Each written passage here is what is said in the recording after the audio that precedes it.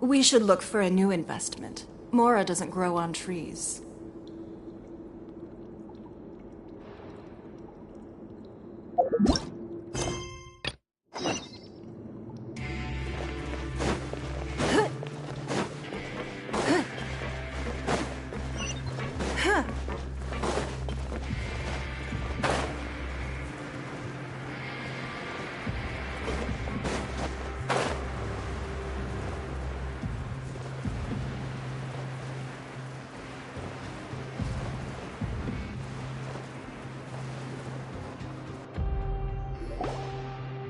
Hey, you over there? Yeah, you! Say, do you like playing card games? You know, like Genius Invocation TCG? You TCG players are like mint in the wild, literally sprouting up everywhere. Hey, come on now. What's wrong with finding fellow Invocation aficionados? Anyway, care to join me for a game? Alright. No pressure. But why would you be looking for people to play Genius Invocation in a place like this? Don't people usually come here to fight? Whether you're throwing down cards or throwing punches, it's all a competition, isn't it? It's all the same in my eyes. There are lots of card players here in the fortress. When I saw you, I immediately thought, hey, even outsiders from other nations play cards. So I came over to say hi. Sure. Great! Since you've been here longer than us, you need to flex your seniority a little bit, right? Maybe you could start by telling us newcomers some stories about this place. I thought you would have already heard everything by now. All right, then. Did you have anything specific in mind? Or do you want me to just pick a topic? Why don't you pick? We'll let you know if we've heard it already. All right. Have you heard any strange rumors since you've arrived? Ben, did you know that there are some people who are always gossiping over in the corner?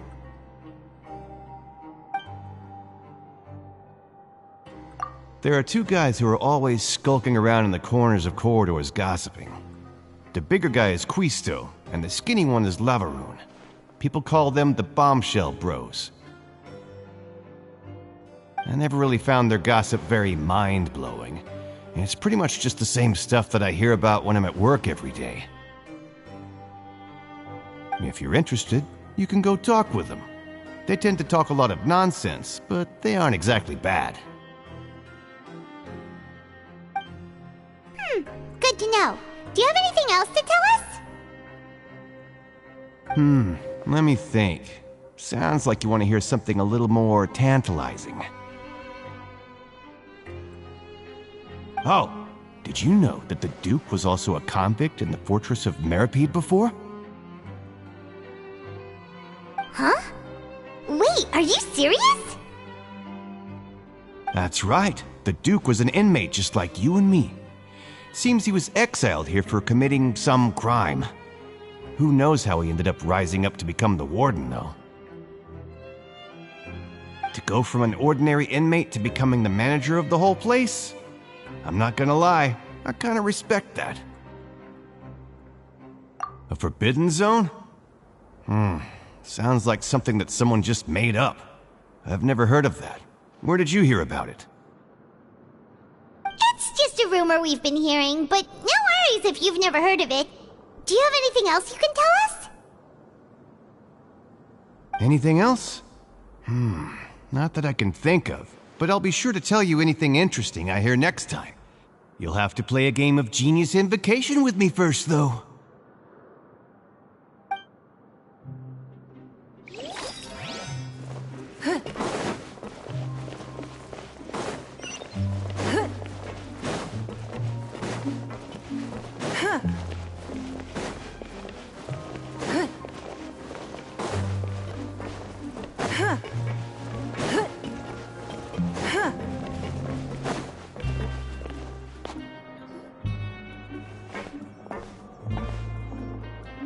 there's a group of people over there. Let's go listen in.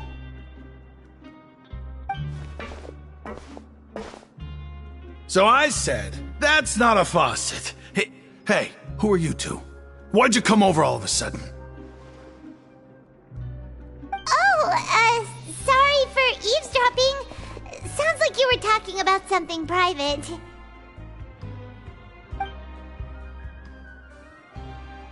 What's the matter? They're just looking to join in on our fun, that's all.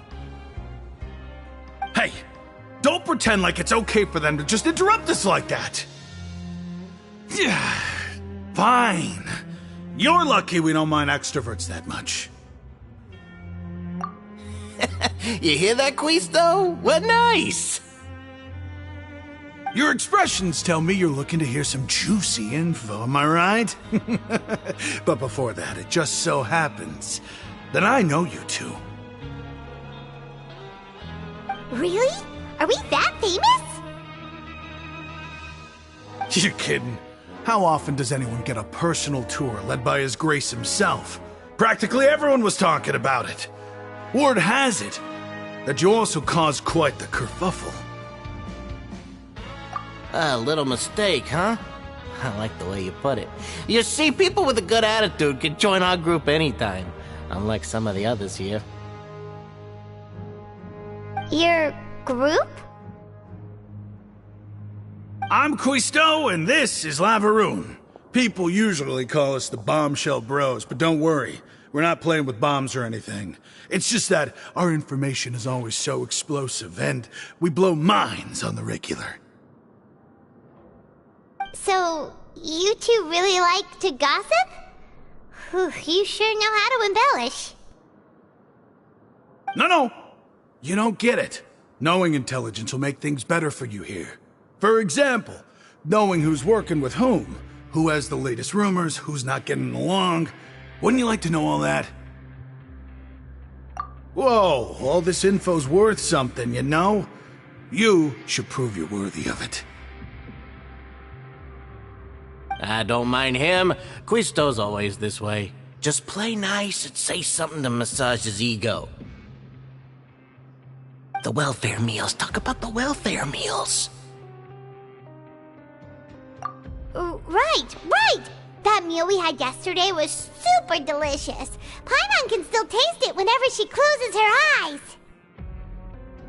Is that so? To tell you the truth, I've been helping out with making those welfare meals. I've been working as a kitchen assistant for about a month and a half now. Oh, so you're the one who made those delicious steaks. Amazing! You could be a professional chef.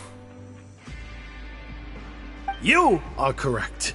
I am a true professional. In fact, I even went to culinary school. But enough about that. Since you like my cooking, I guess that means we share similar tastes. Listen carefully. This little bombshell will help you learn what's really going on here in the fortress.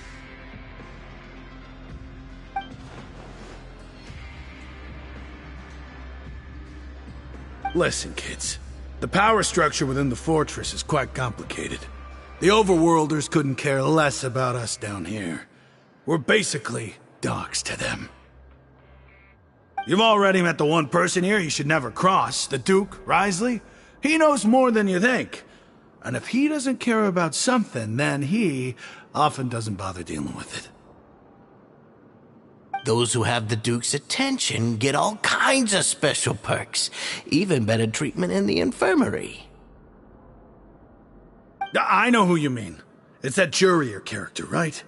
I don't think there's anything useful about him at all. Why does he visit the infirmary practically every day? Is it normal for anyone to be going in and out of there so often? If you ask me, he's just faking it to get out of work. But did you know that Jurier was a talented researcher from the Fontaine Research Institute before he came here? There's no denying that.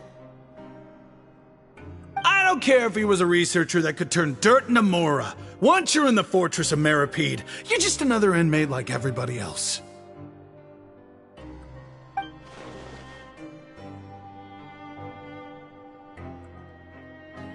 Speaking of which, the last time I saw him, he was passing by in the corridor with Lorvine. I also heard they started arguing in the library and got into a fight, right? Guess that's just how terrible of a guy he is. You mean he hit a woman? Wow, I never imagined he was that bad. But that Lorvine's also quite the odd one, you know? She's always gabbing away, got into a fight with a man, and she also got sent to the infirmary. Come to think of it, I always see her going to the sick bay every couple of days, too.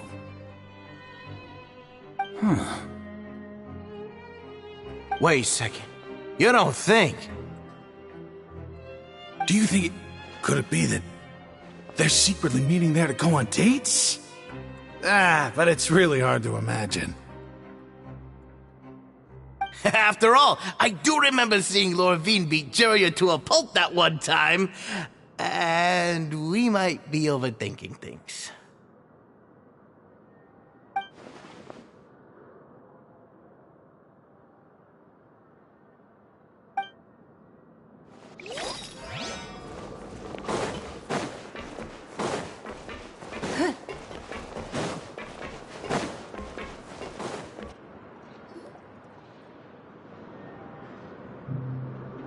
Look! There are some people talking over there! Let's listen in on the conversation.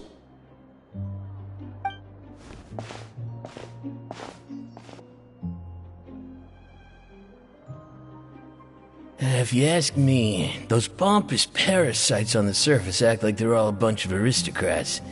Do any of them give half a hoot about a bunch of dogs like us? Hey, speak for yourself, mate.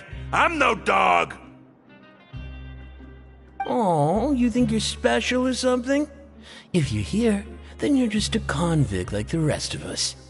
I've heard that even if you're released after serving your sentence, going back to life on the surface ain't any better.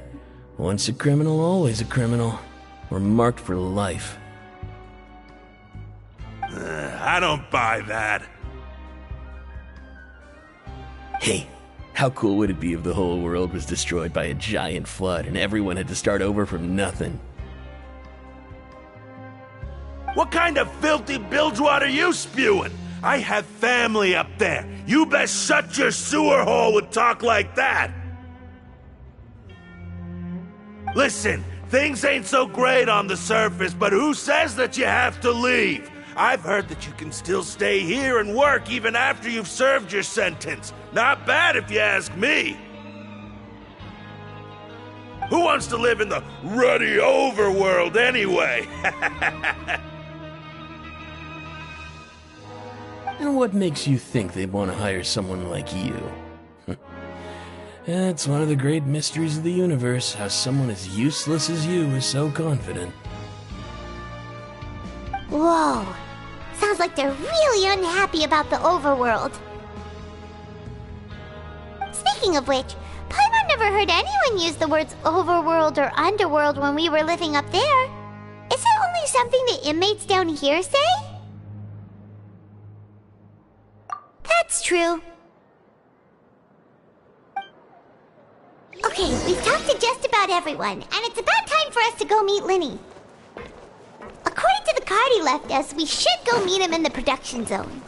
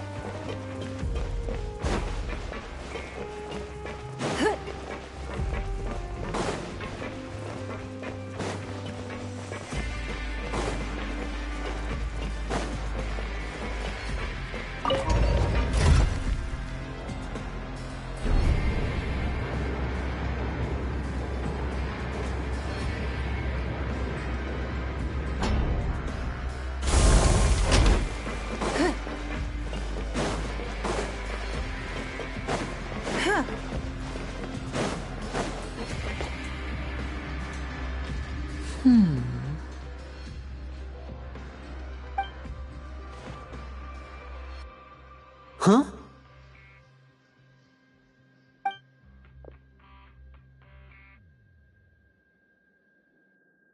That look in your eyes. You found something? Hey, this is no time to be modest. Just tell him we found a boatload of information.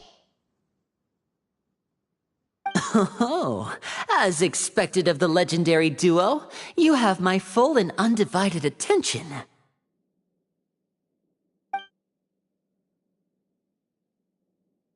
Huh. I'd have never guessed that myself. The rumors swirling about this place are unreliable after all, and Master Child probably went missing because he found a way out. He is a harbinger after all. I suppose he's much more resourceful than I initially gave him credit for. Unfortunately, this isn't enough for our final report to Father. We need to find out Master Child's exact whereabouts. Father told me that even though Master Child said he was just coming to Fontaine for a vacation, he actually had some personal reasons. His agenda might be linked to his disappearance. His escape route is already flooded, so we'll have to task someone with professional diving skills to chase after him. Well, when you put it that way, it's obvious that only Fremine would be up to the task. Bingo! Is he around? He's working today. Coming here as a group would have attracted too much attention. I'll talk to him about it later. It's the least I can do. We're all in this together, so it's only fair for us to fulfill our end of the bargain. Honestly, I'm far more impressed by you guys managing to collect all this information right under Risley's watchful eyes. Collecting information has always been our strong point. Now, let me think. To find out more information, Fremine will have to retrace Master Child's original route. And if he's to do that, he'll have to set out on the next pipe cleaning day at the earliest. That's 6 days from now. And You can even estimate how long it'll take for him to get back? we've been working together for a long time. We know each other's capabilities like the backs of our hands. Traveler, what say you to meeting here 9 days from now? We'll be able to pick up Fremine while we're at it, too. Oh, and there's just one last thing we'd like your help with. Though we can just sit back and wait for Fremine's report on Master Child's whereabouts, we still need to make more progress on the investigation of the Forbidden Zone. Fremine's no master of disguise. Lynette's still working on getting intel from the other areas, and I'll need to spend some time helping Fremine prepare for his diving mission. So, you are the only ones we can count on. What do you want us to do? Will it be hard? Well, I won't call it easy per se, but I think you'll be able to pull it off. Listen carefully. You'll need to find an excuse to get into the infirmary and investigate the room and environs. You've mentioned several sketchy-looking people always meeting at the infirmary earlier, so it probably has something to do with the secret we're hoping to uncover. You've already met the head nurse, so she'll be less suspicious of you. Investigate the internal structure of the infirmary and any active dealings within, and pass those on to me alongside anything else you're able to discover. But also, there's no need to take risks. Don't forget, safety always comes first. My apologies. I just started rambling out of habit. It was almost as if I was talking to my younger sister. But that's not a bad thing, right? All right, then we'll head out as soon as we finish our prep. Let's go our separate ways for now, then. Don't forget, we meet here again in 9 days. Stay safe.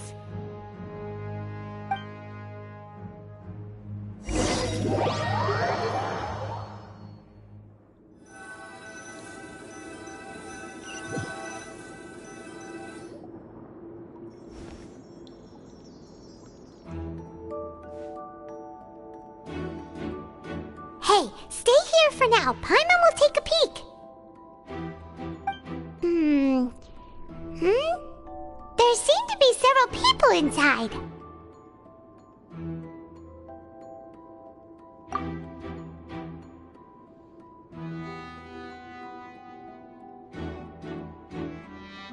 Right. I feel like It's not impossible. Oh.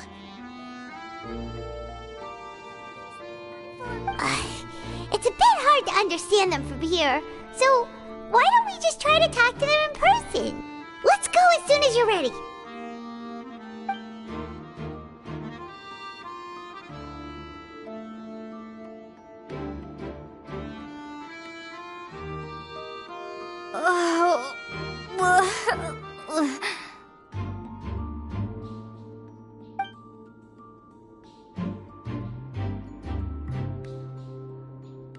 Someone, please help! She's sick!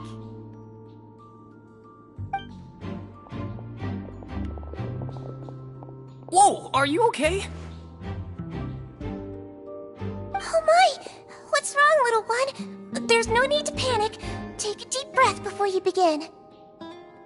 The traveler started complaining of a stomachache, and then nausea, and then collapsed onto the ground. Paimon doesn't know what to do. Freezing limbs, twitching fingers, and pale complexion? Could it be poison? Let me take a look. Please, lie down over here. Don't worry, I'll get you to the bed safely. Here, hold on to my shoulder and walk slowly.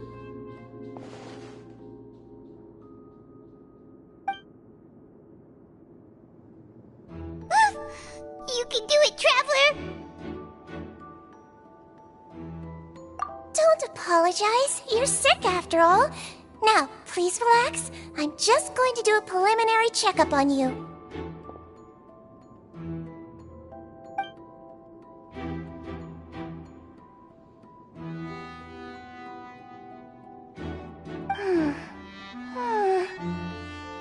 I see now. My checkup has confirmed that she's not in any mortal danger. That's our worst fear out of the way. Eh? Oh, that's good. But I'll continue my diagnosis of the patient now. Please, relax and take a deep breath.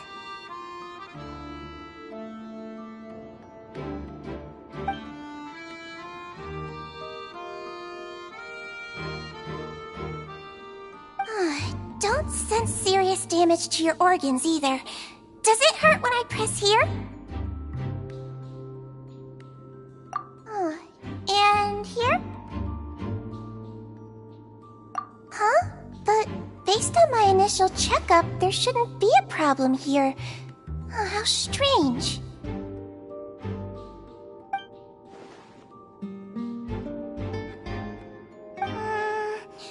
What about here?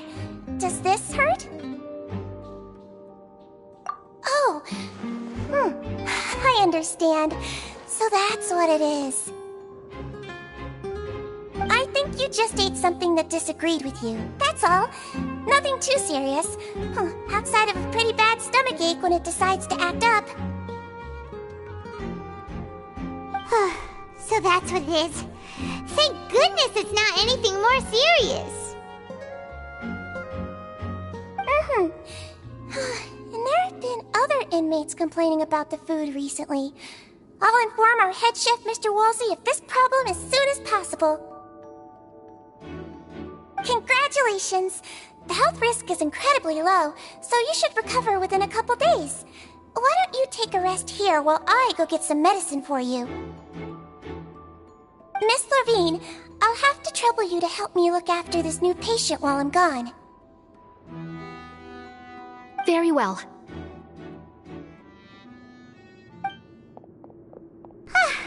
And she hopped away just like that.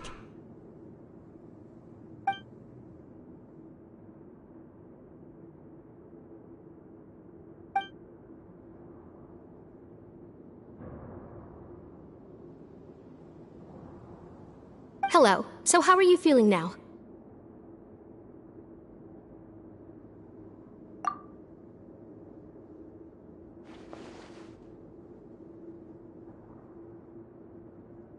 Her stomach aches really bad. She was stumbling about the whole way here, so Paimon's really worried. If Miss Sijuin says it's not a serious problem, then there's no need to worry. She's the best medic we've got down here. But it also looks like she's the only medic you've got down here. Well, that's true. What do you mean, that's true? That's really misrepresenting the situation. Of course I can't speak for the whole fortress, but it's not like everyone imprisoned here is useless, you know? Though they may have committed crimes and gotten locked up here as a result, they still know a thing or two about medicine, and they help Miss Sishuin take care of the sick and injured. Yeah, you're right. But did you have to lecture me about it in front of another patient? Aren't you a patient too? Where did all your energy come from?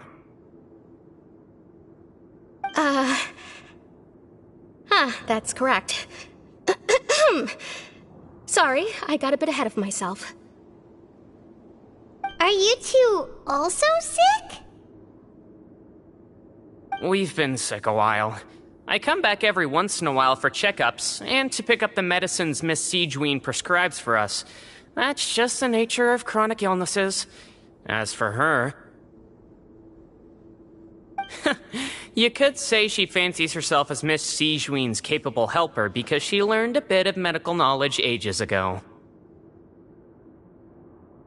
Please watch your mouth, Mr. Jurier.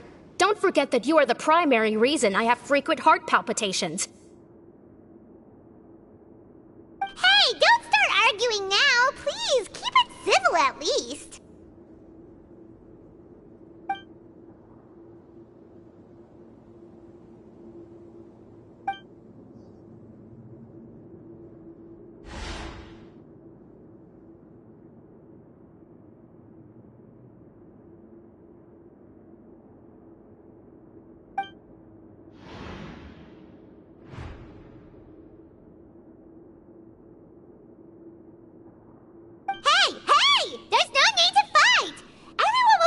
Someday, so there's no need to argue over silly things like this. But...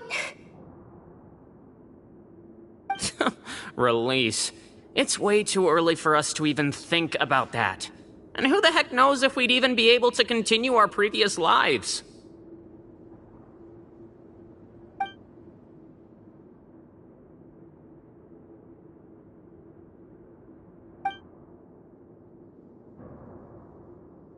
Please allow me to end this boring and useless conversation. Oh, and Mr. Jurier, I don't want to see your face here again anytime soon. And same to you, Miss Lorvine. Anyway, that was more than enough rest for me, so I'm going to get out of this excessively noisy place. See you later, everyone. He just slowly walked off like that? That's just what he's like. I'm sorry you had to see all of that. I'm Lorvine, and that's... Well, his name is Jurier, but I hope you'll never have cause to remember his name. You really can't stand him, huh? I mean, can you blame me? Who would like someone who's as arrogant and obsessed with weird research topics as he is? But there's no need to keep dwelling on him. I'll accompany you two for a while. Miss Sishuin should be back soon, and I'm sure you'll feel better as soon as you've had some of her medicine.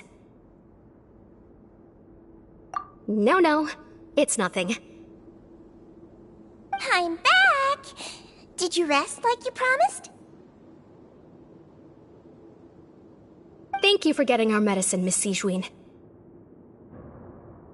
Did you all cooperate with your bed rest? I trust that nobody got up to walk around. Good. Here, this should be 2 days worth of medicine for you. Take 1 pill now, and then continue your bed rest.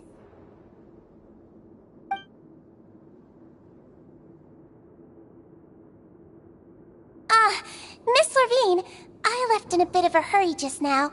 Do you still remember if we discussed the color of the pill that you should be taking today?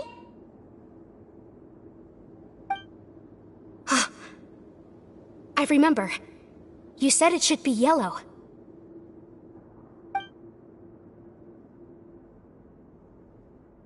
Yellow, huh? I understand. These are yours. Please, make sure to go to bed early after taking them tonight. You'll benefit from a good night's sleep. All right, then I'll also be on my way now. I hope you feel better soon, too. See ya!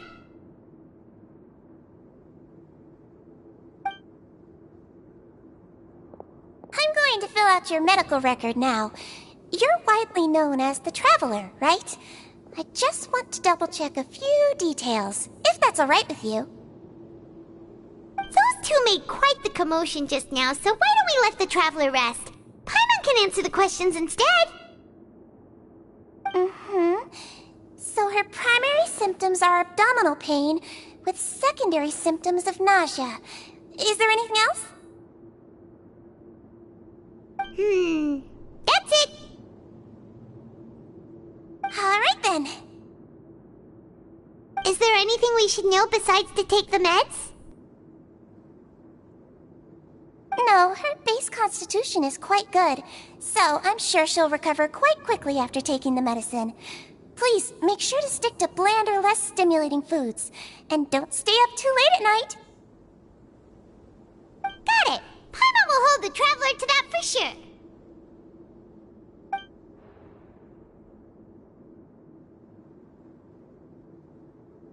Oh, you're going to take a nap already? Okay then, you get some rest.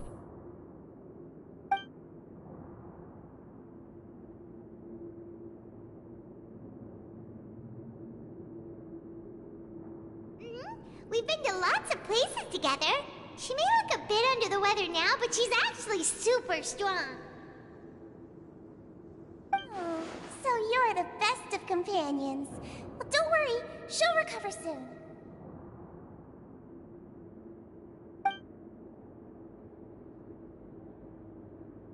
Ah, you're awake. How do you feel? You slept for a really long time, but we never left! Well, now you can go back without a worry in the world. Remember to take your meds regularly, and remember bland foods. Thank you, Miss Sijuin!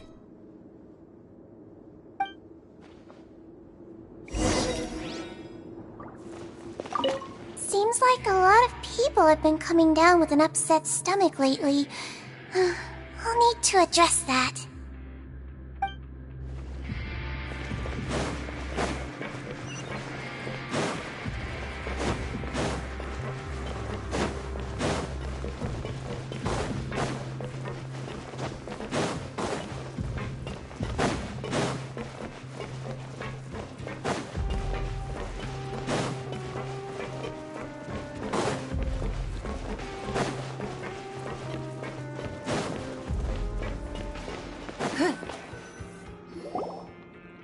You really are something. To be able to fall asleep like that and even sleep talk the entire time, you scared Paimon half to death! No, but you kept mumbling things along the lines of, Pyron, don't take my grilled fish, and put down the Adeptus Temptation now! Paimon talked with Sijuin the entire time you were asleep. She seems like she's just a sincere nurse, and Paimon didn't notice anything unusual in the room. Are you sure we're not going off track with the infirmary?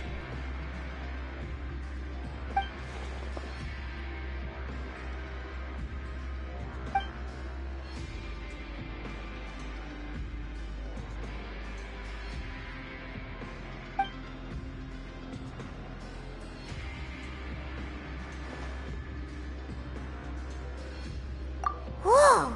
You really are super thorough! All those tiny little suspicious things that Paimon didn't even pick up on. We've got to give the info to Linny.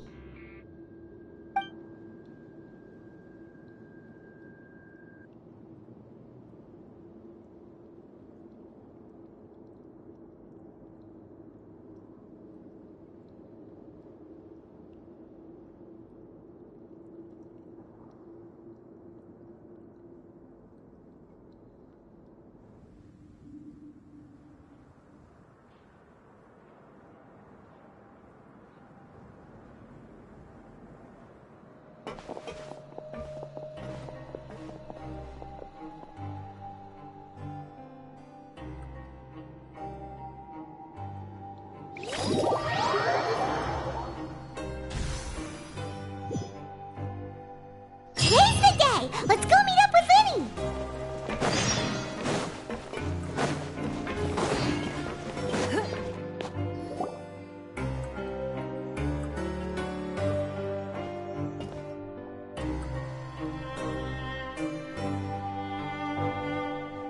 Oh!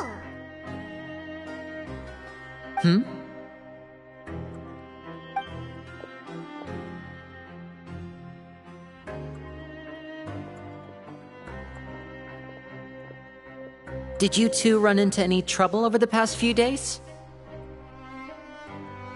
No, we just worked our shifts according to the schedule. Nothing weird happened. That's good. That means you didn't raise any suspicions when you infiltrated the infirmary. We've taken a look at the slip you've sent. Fremine successfully left the grounds via the pipes 2 days ago, and as of last night, Lynette has also infiltrated the infirmary after faking an illness.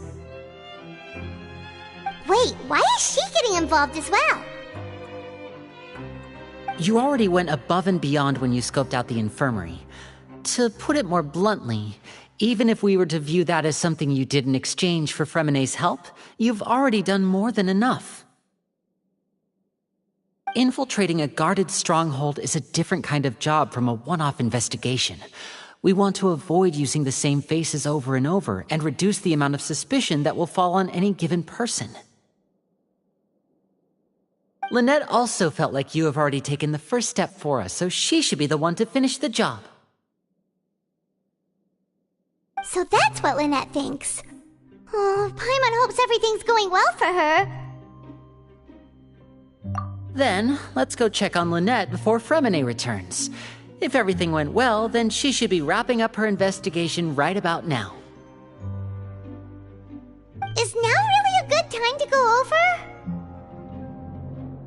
According to my observations, Sigewinne always spends around half an hour away from the infirmary right before lunch. Lynette knows this as well, so this should be a good time to meet up with her. Also, I'm her brother, remember?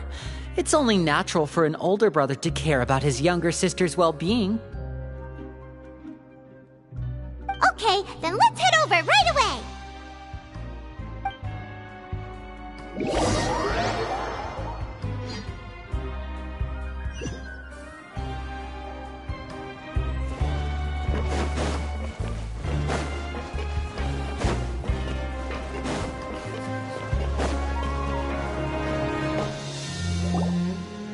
Lynette should be here right now.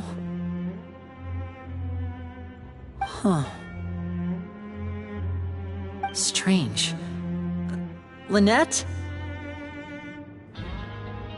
As expected, Sigewinne isn't here, but why isn't Lynette here? No, Lynette rarely deviates from the plan. We agreed that if she were to make changes on the fly, she'd find a way to let me know.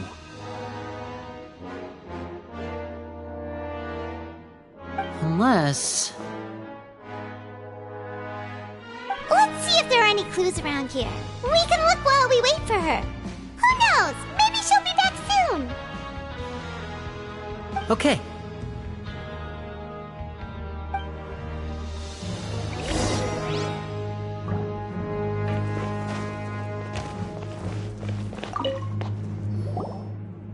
None of the beds have any signs of having been slept in. Except that one over there. That's the one Lynette must have used, right? You said she was pretending to be sick. She would have said her migraine was having a particularly bad flare-up. Generally speaking, the head nurse would then ask her to lie down and rest while she left to retrieve the medication. Which means either the head nurse didn't return the entire time from when Lynette laid down up until she left the bed, or the nurse intentionally left it this way.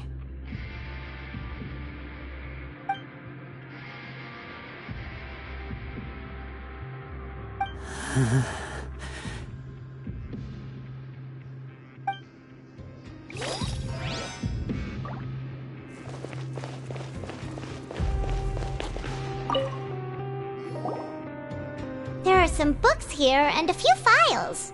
They all look like medical records. Advanced nursing, how to raise the spirit of your patients, a quick guide to the psychology of emotions, and the meaning of laughter. These sure are some interesting books. Who knew Sijuin would be interested in these kinds of things? She even has books on understanding people's motivations and feelings. Is it because she's a Melusine? Or does she have a need to understand her patient's emotional state? Seems quite normal to me. These are skills that would come in handy for a nurse from time to time.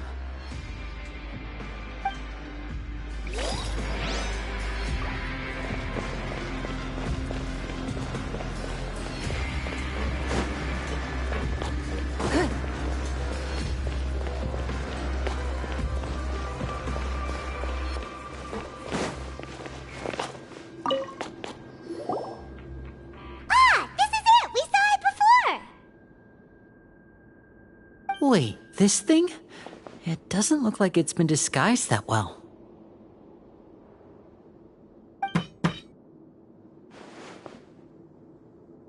The space behind it is empty. From its size, I don't think it's an entrance that is meant to be taken apart. There's probably a mechanism around here somewhere. Could Lynette have tried to get inside? But if that's the case, she would have contacted me for sure.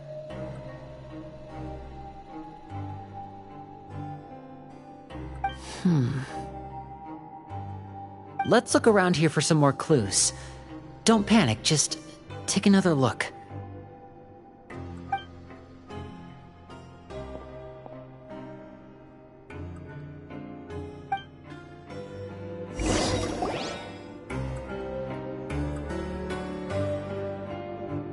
Hey, you guys, there's a slip of paper over here! A slip of paper? It's right over here, and there's a bunch written on it too. It reads, "Out of respect for your usual practices, I'll use a piece of paper or card as the medium to pass on my message. You may consider this as me giving you my best regards." This is... Is that all? The back.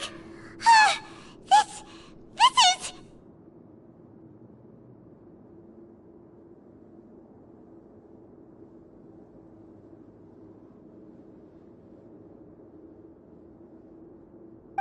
Show me! Now!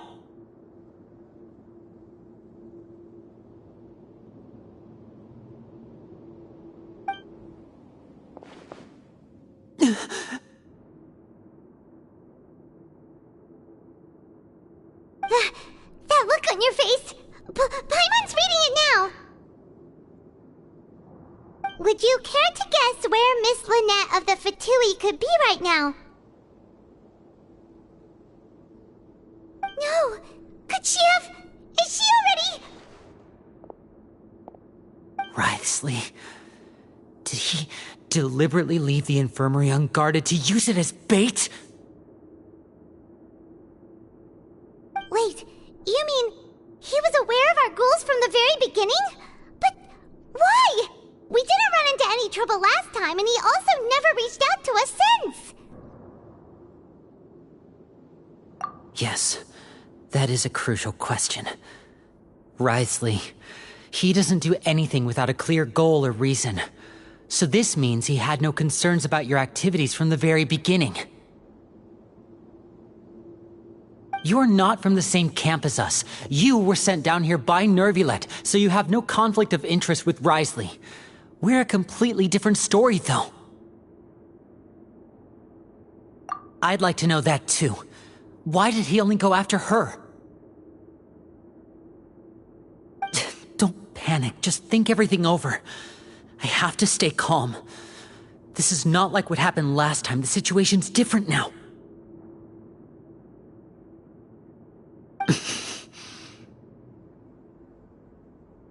Wait, you're right. Wait, but that means... The fact that Fremine was able to leave the grounds, could Wriothesley have let him go as well? But what does he gain by letting Fremine leave like that?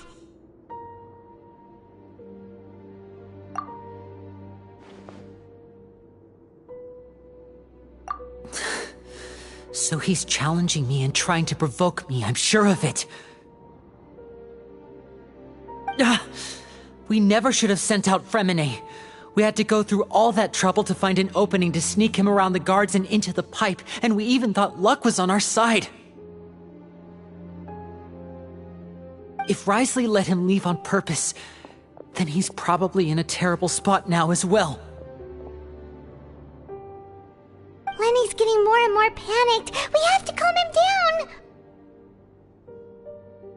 Don't be like this, Lenny. Fremine wouldn't have left if we hadn't told you about Child. That was our fault. No. I'm the leader of this operation, and I'm the one responsible for this team. I was the one who failed to protect them. I'll go talk to Wriothesley. Hey, don't be reckless! Traveler, please talk some sense into him. I simply cannot allow Lynette to be abducted again. I have to go. I'll find a way to get them back!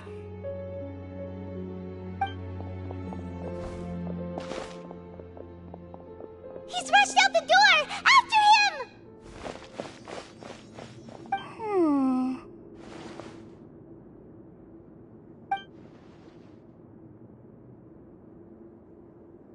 Right. I feel like we still have some room to make changes on these details. It's not impossible, but it'll require extensive testing. Is that so? Very well. Then please be mindful of the time.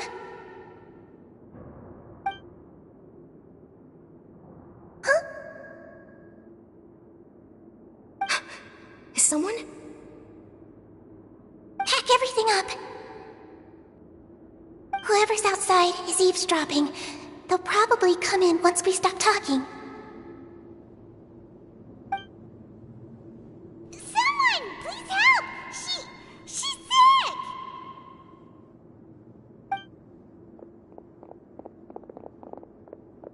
Whoa, are you okay?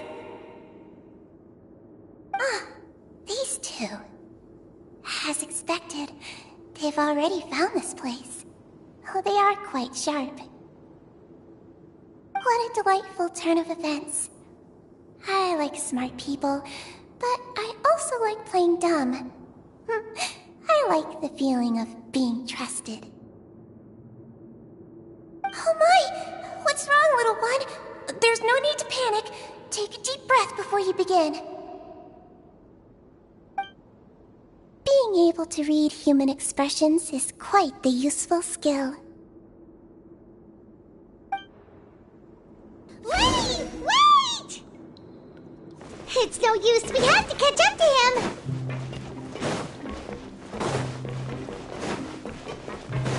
He's already out of sight. How is he so fast? Let's go head him off at Wriothesley's office.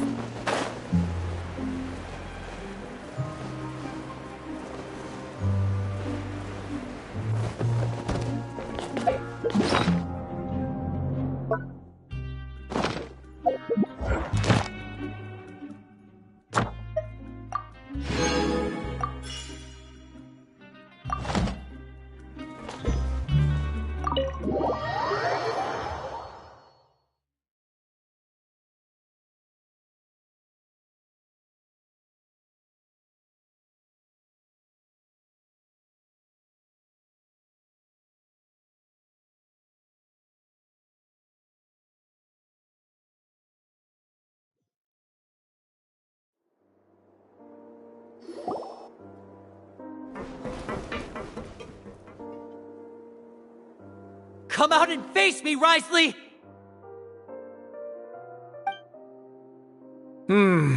Aren't we at an administrative office space?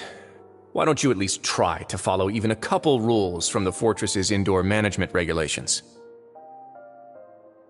What did you do to my sister? I ran into the young miss at the infirmary. I'd heard that she was suffering from quite the migraine, so I decided to invite her over for a cup of tea. I do have some teas in my collection that can work wonders against such an illness. Stop joking around! Where did you take my siblings?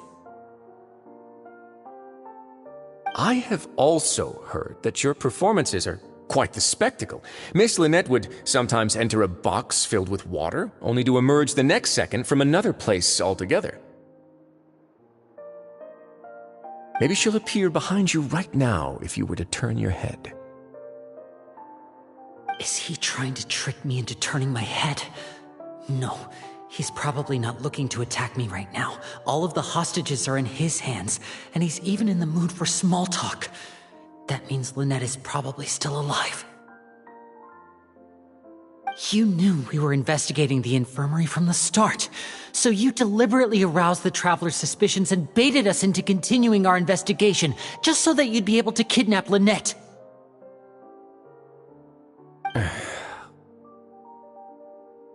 As for Fremine, no, you probably didn't even interfere with Child's escape.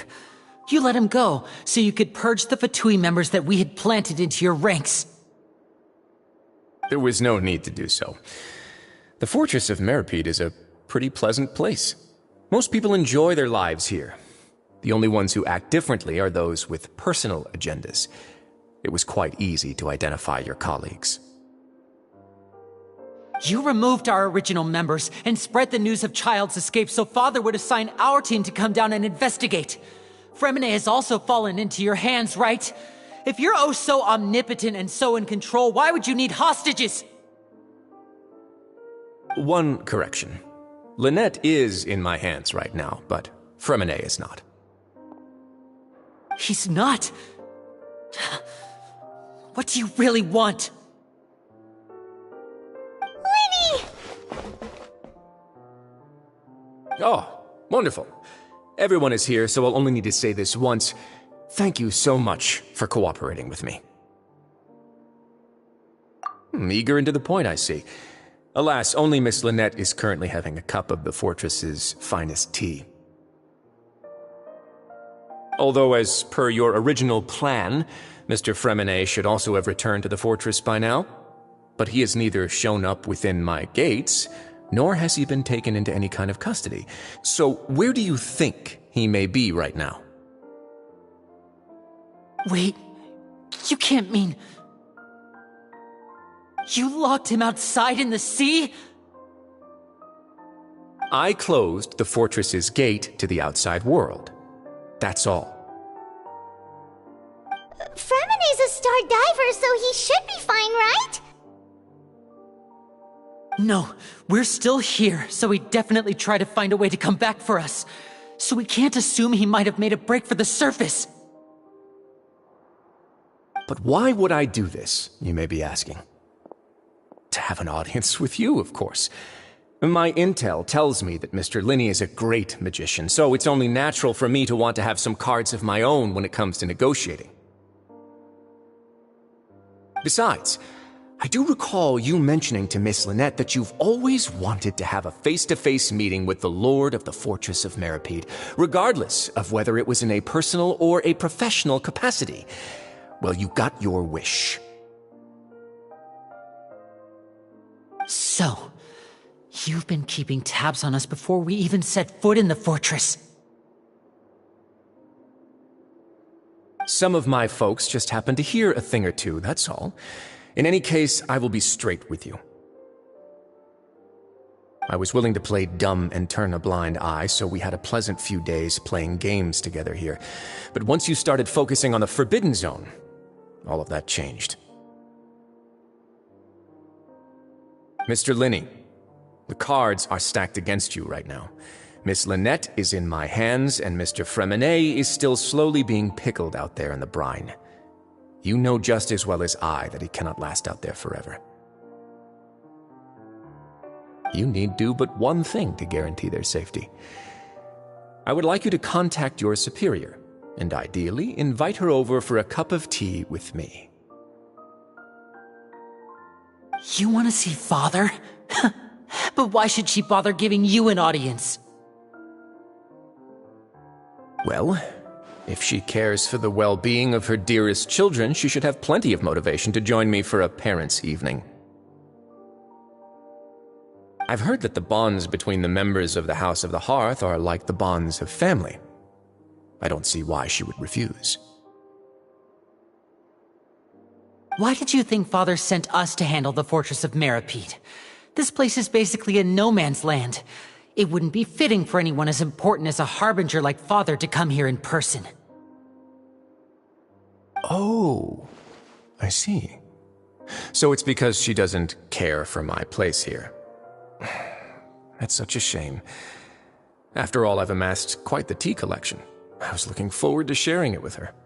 Both Monsieur Neuvillette and Lady Farina have already received many samples as gifts. Was this the extent of your master plan to get to Father? No matter how much pressure you may put on me, I won't allow you to use us to blackmail her.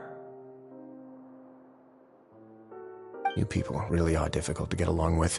All I'm asking for is a face-to-face conversation. Does she truly have no interest in the fortress's secret? Mr. Linney, you have one last chance to invite your father here. If you refuse... Linny!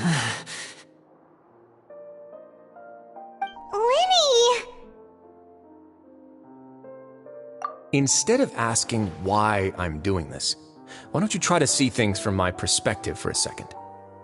From the very beginning, the Fatui has been actively infiltrating my fortress. I gave you a warning by cutting off the first few operatives I found, but that only caused you to double down. Had you given up on the fortress then and there, I'd have no reason to want to talk. Mr. Fremenet left the fortress on his own, and Miss Lynette tried to pry out my secrets right in front of me. No matter how you look at it, the responsibility for this falls on you. I shouldn't ask Father to do anything because of us. 6, 5... Wait, 2, 1. Time's up. It really is a shame, Mr. Linney. Risley! Negotiations have broken down. Please leave, ladies and gentlemen. It's time for my afternoon tea.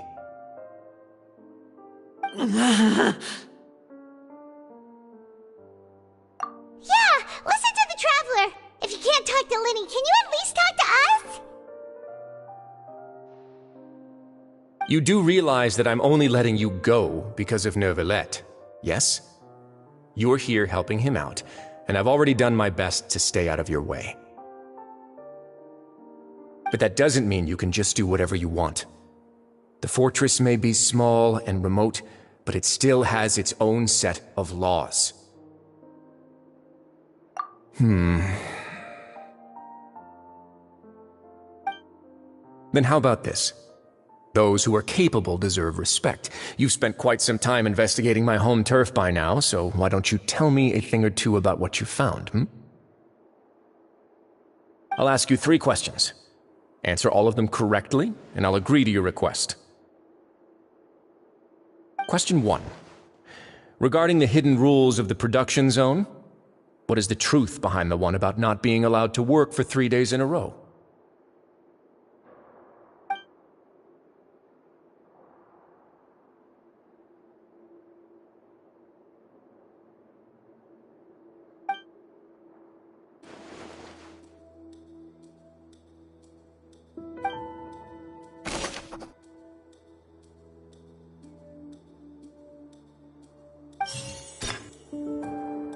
I've been told that the infirmary is always empty for the half hour just before lunch.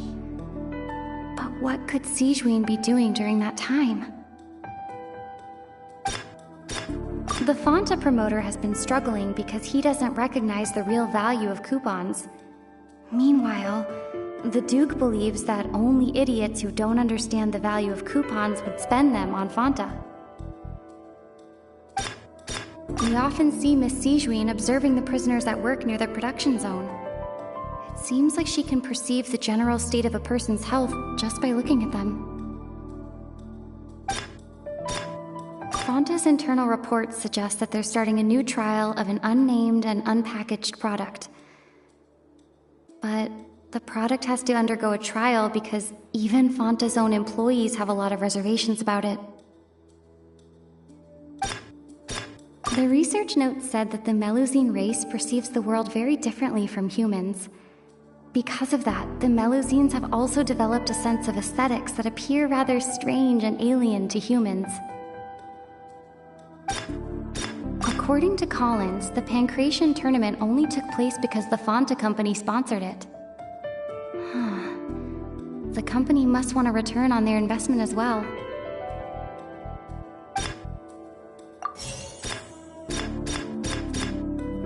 The Fanta promoter has been We often see Miss Sijuin observe.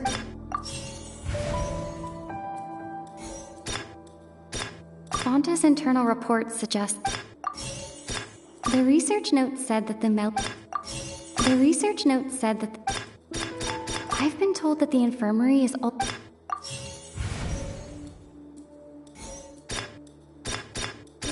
The Fanta promoter has been Fanta's internal reports suggest. According to Collins,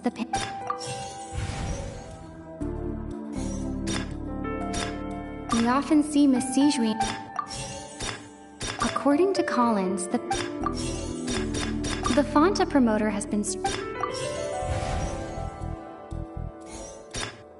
I've been told that the infirmary is. The research note said that the.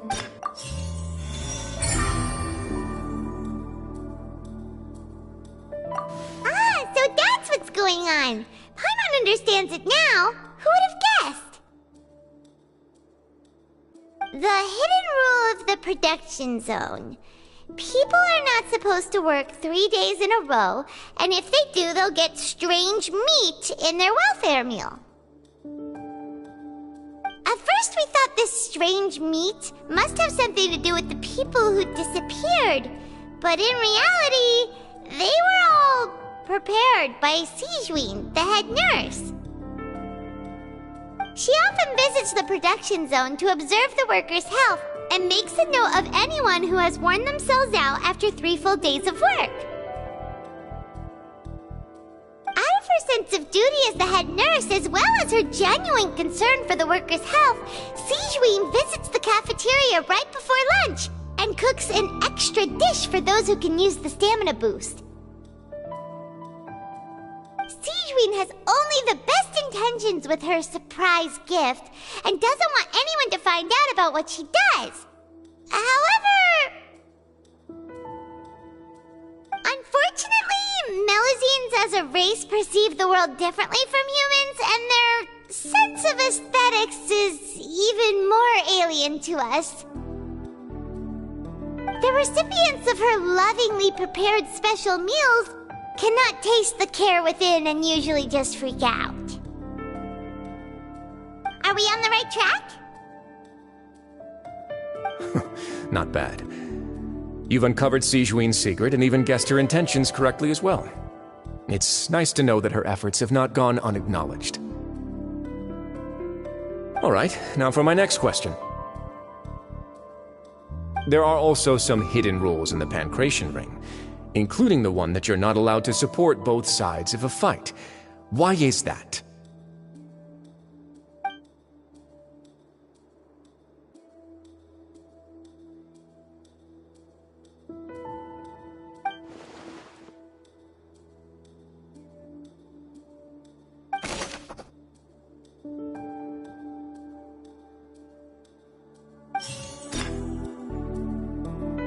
I've been told that the infirmary is always empty for the half hour just before lunch. But what could Sijuin be doing during that time? Fonta's internal reports suggest that they're starting a new trial of an unnamed and unpackaged product. But the product has to undergo a trial because even Fonta's own employees have a lot of reservations about it. We often see Miss Sijuin observing the prisoners at work near the production zone. It seems like she can perceive the general state of a person's health just by looking at them. The Fonta promoter has been struggling because he doesn't recognize the real value of coupons. Meanwhile, the Duke believes that only idiots who don't understand the value of coupons would spend them on Fonta. The research note said that the Melusine race perceives the world very differently from humans. Because of that, the Melusines have also developed a sense of aesthetics that appear rather strange and alien to humans. According to Collins, the Pancration tournament only took place because the Fonta company sponsored it. The company must want a return on their investment as well. The Fonta promoter has been... Fonta's internal reports... We often see Miss Sijuin...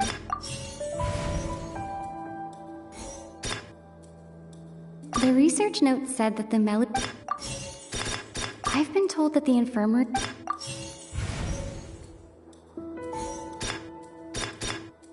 We often see Miss Sijuin... According to Collins, I've been told that the infirmary... The Fonta promoter has been... According to Collins, Paimon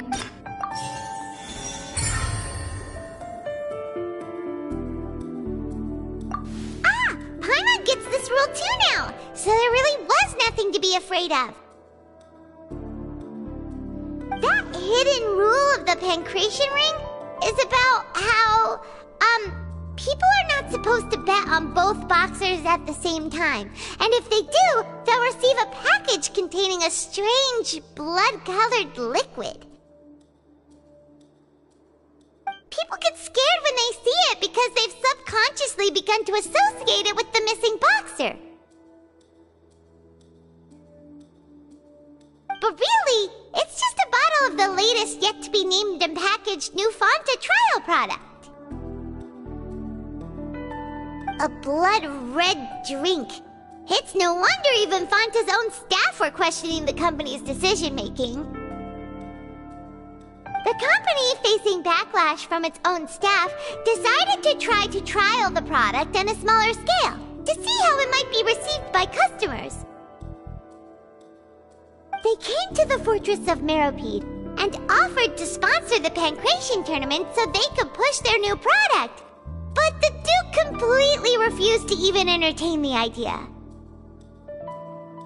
The Duke, knowing how valuable coupons are in the fortress, knew that only total idiots who didn't understand their true value would bother buying a Fonta product here. And so, only those who proved their stupidity by being dumb enough to bet on two opposing sides of the same match were selected to receive the drinks. I acknowledge the effort you've put into bringing the truth of this mystery to light. Although, based on your description, that Fonta promoter is a bit too careless with his words, I may just reconsider my collaboration with the company. All right, and here's the final question. What's the secret behind our head nurse and all of her patients in the infirmary? Stop your cruel and pointless games, Risley! You know that we haven't finished our investigation, so there's no way we can answer the last question. The thought of sparing Lynette and Fremine never even crossed your mind. You'll pay for this! Ah! Lenny, are you alright? Oh, close one. I owe you, Sigewinne. That was a fantastic shot. It was nothing, Your Grace. Sigewinne? Though this gun may look like a toy, it's actually fully functional, as I just demonstrated. Sigewinne... You...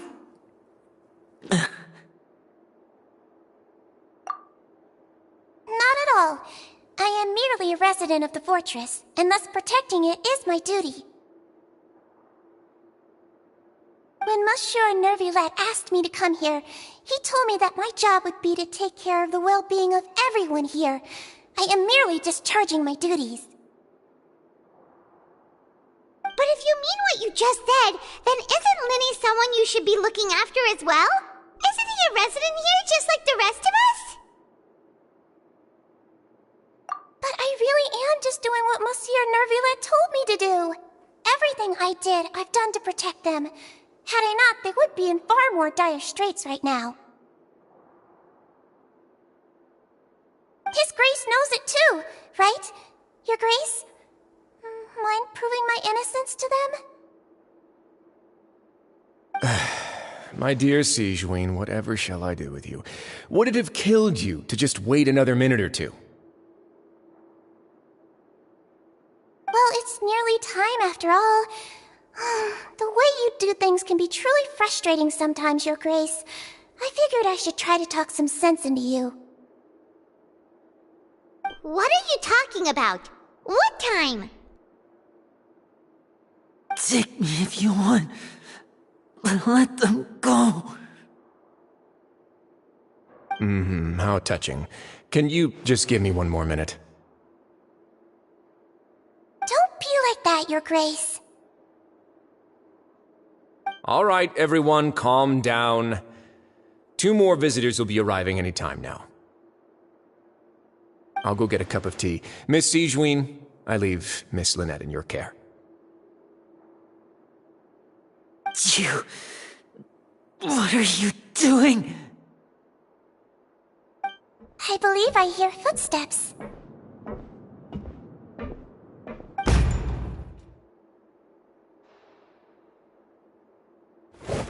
Some space, please. Ah, Miss Clorinde. My door.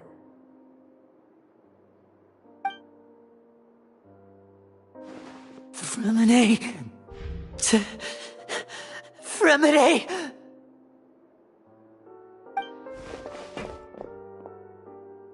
What's going on? What is Clorinde doing here? Work. I'm sorry about shooting you, Mr. Linny. The tranquilizing effect will begin to wear off soon. Please take it easy in the meantime, though. What happened to Fremine? Wasn't he diving just outside of the fortress? Why is he looking like this?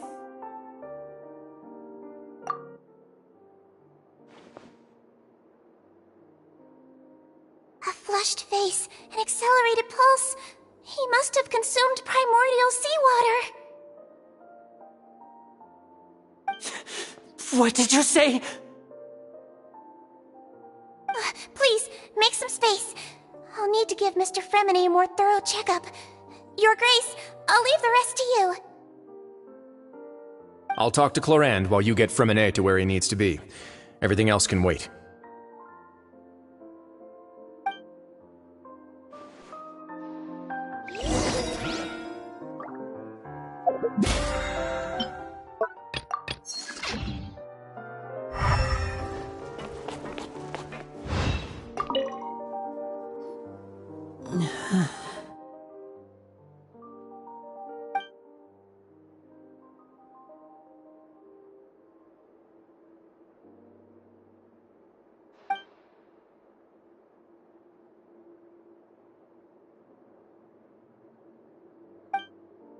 How is he? These symptoms are probably caused by an acute ingestion of a large amount of primordial seawater. Still, his condition is not critical. Of course, it would be best if he stayed for further observation. Let's leave him here for now, and move him to the infirmary once he's recovered a bit more. Sorry. I am aware that the infirmary may not be your favorite place in the world at the moment. We do only have a single clinic in the fortress, however.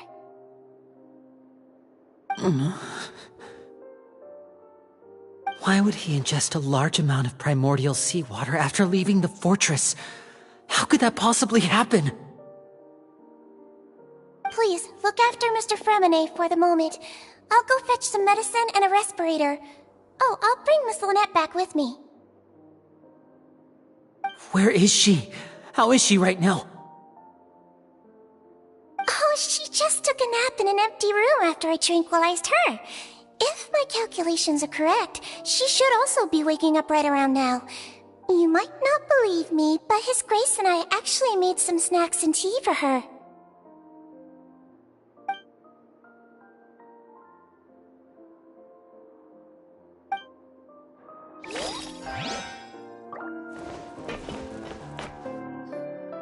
What's that look on your face? I thought I made good time on the way back.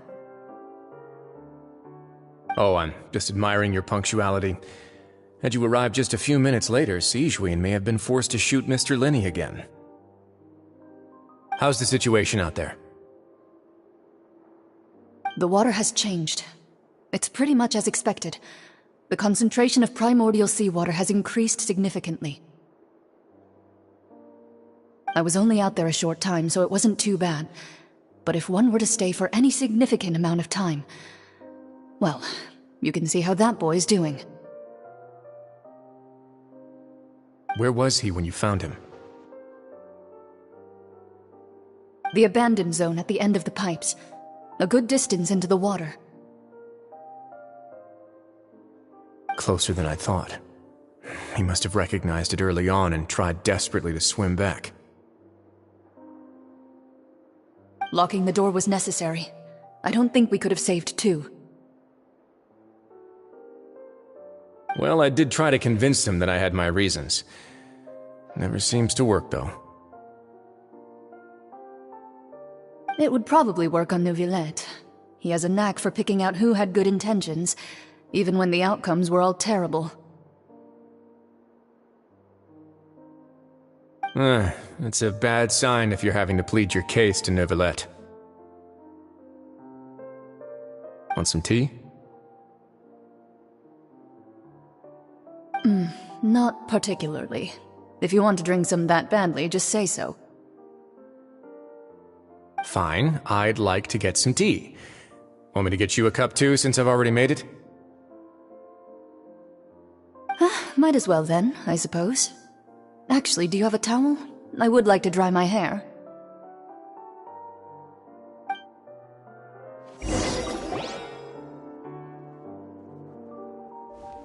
Linny, are you okay?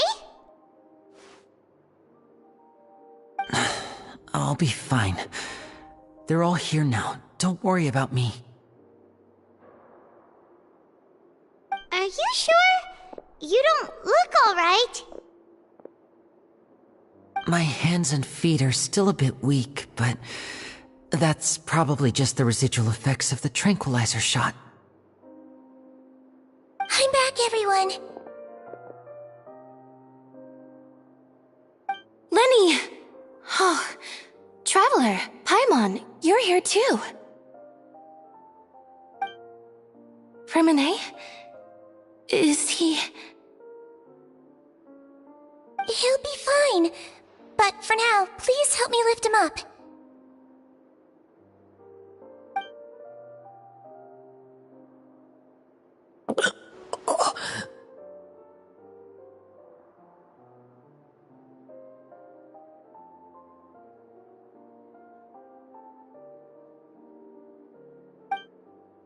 His breathing's beginning to slow down. Give me a hand and help me get him to the infirmary. Yeah, I'll take him from this side. Lynette, together? On it. Traveler, you seem pretty worried about him. Want to come with us?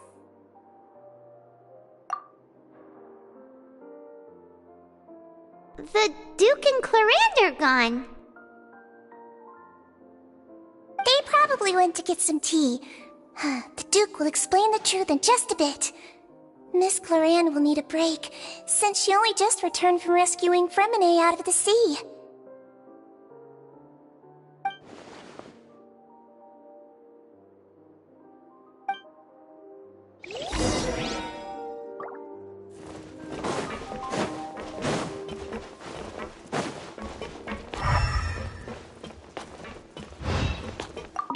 Could I tempt you with some sugar for your tea?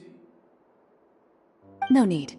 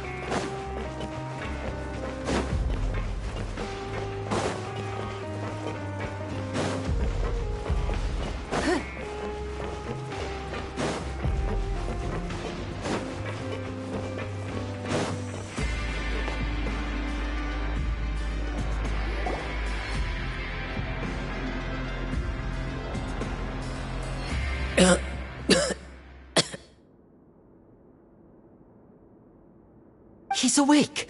Fremine, how do you feel?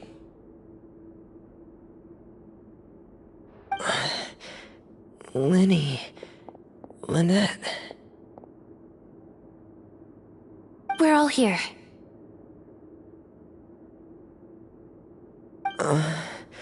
Where am I? The infirmary, at the Fortress of Meripede, Mr. Fremine, and you are no longer in any danger. How do you feel? Don't push yourself if you're not feeling up to it. Traveler... Paimon... It's been so long. The sea! There's something wrong with the seawater. Shh, it's okay. We can talk about it after you've recovered.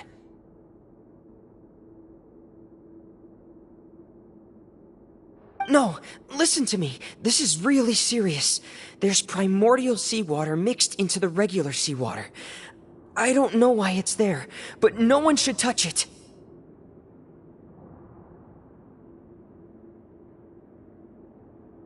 Pipes...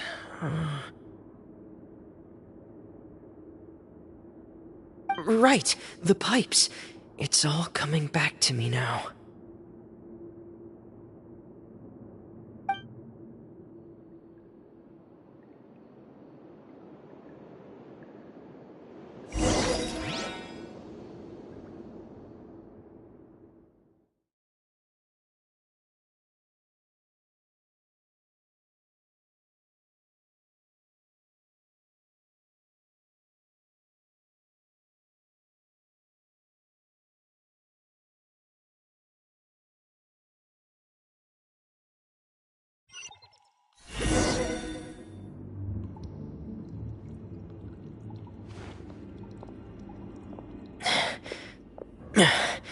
I'm in. Seems like this pipe hasn't been used in a long time. It looks abandoned.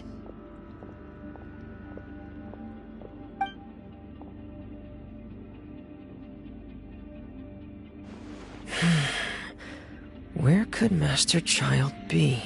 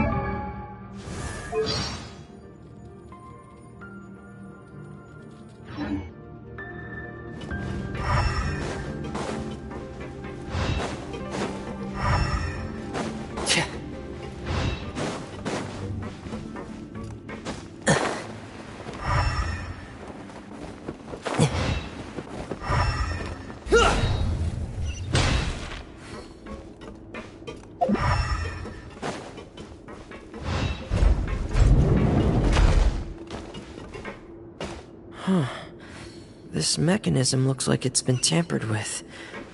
Could he have done it?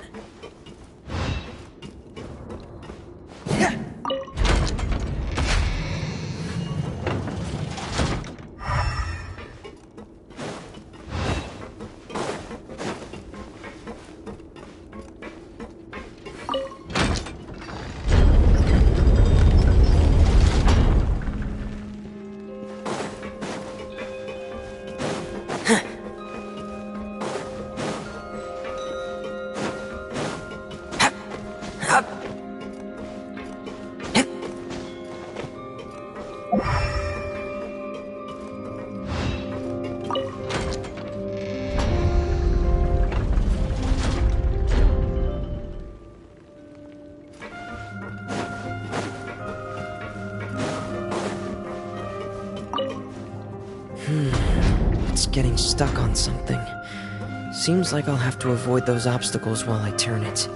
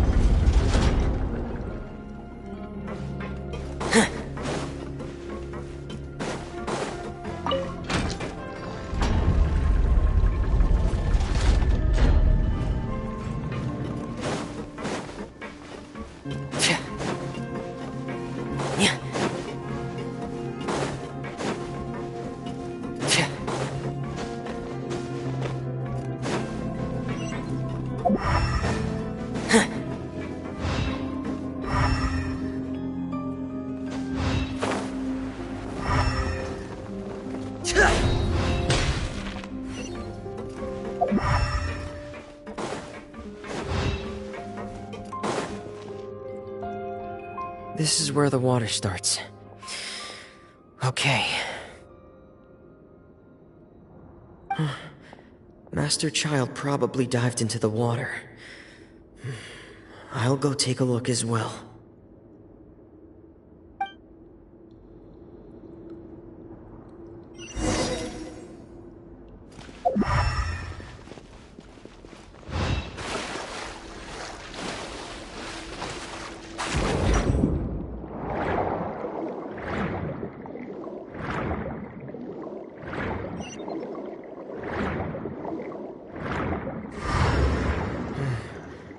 The vegetation here is a bit more sparse.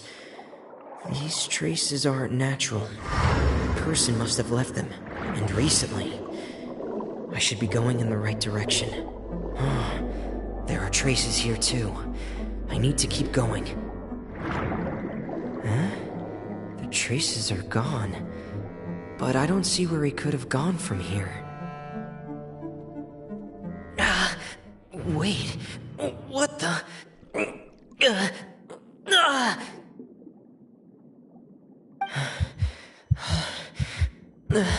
My heart is racing, and it's getting harder and harder to breathe. What's going on?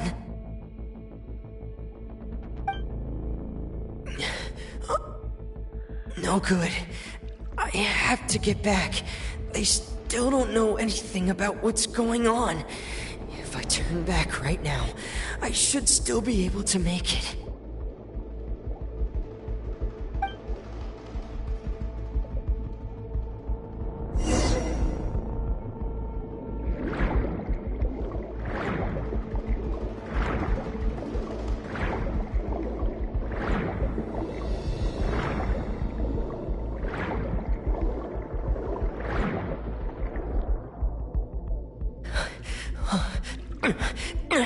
I can't die here.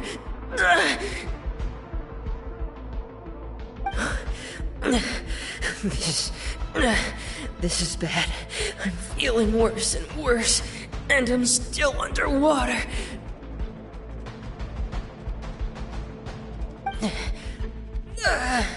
I have to push on.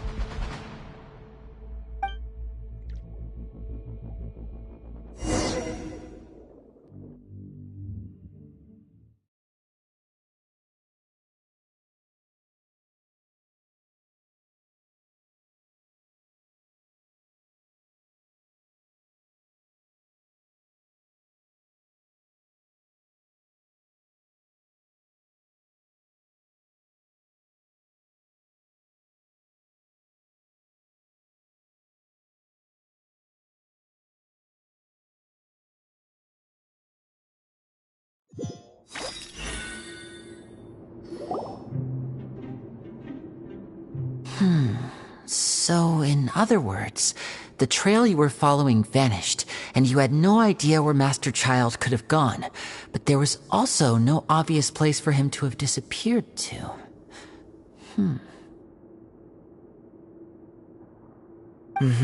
That's right. I tried my best to swim back, but I had already put some distance between myself and the fortress, and I just couldn't find the strength to keep going. I probably passed out some time after that, and you know the rest. Miss Clarande brought you back, but we also don't know why she just suddenly appeared at the fortress, or why she went out to save you. Miss Clarande, you say? I must go thank her in person. You're still too weak, Fremine. You can go after you've had some more rest. Miss Lynette is right. I believe Miss Clarande will stay here as a guest for another few days, so there's no need to hurry. A guest? Then I can assume Risley was the one who invited her to come down here? You should ask His Grace about that. He'll be able to explain better than me. Yeah, it's about time he actually told us what's going on. Wanna come with us, Lenny?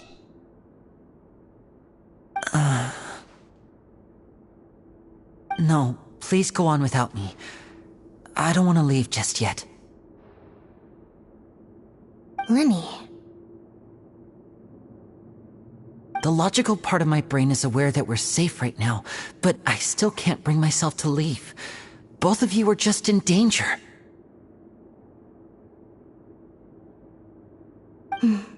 Understood. Then let's just sit together for a while. In that case, I'll leave the infirmary to you. The Traveler and I are going to head out for now. As long as you stay in here, I don't think you'll be disturbed. Thank you.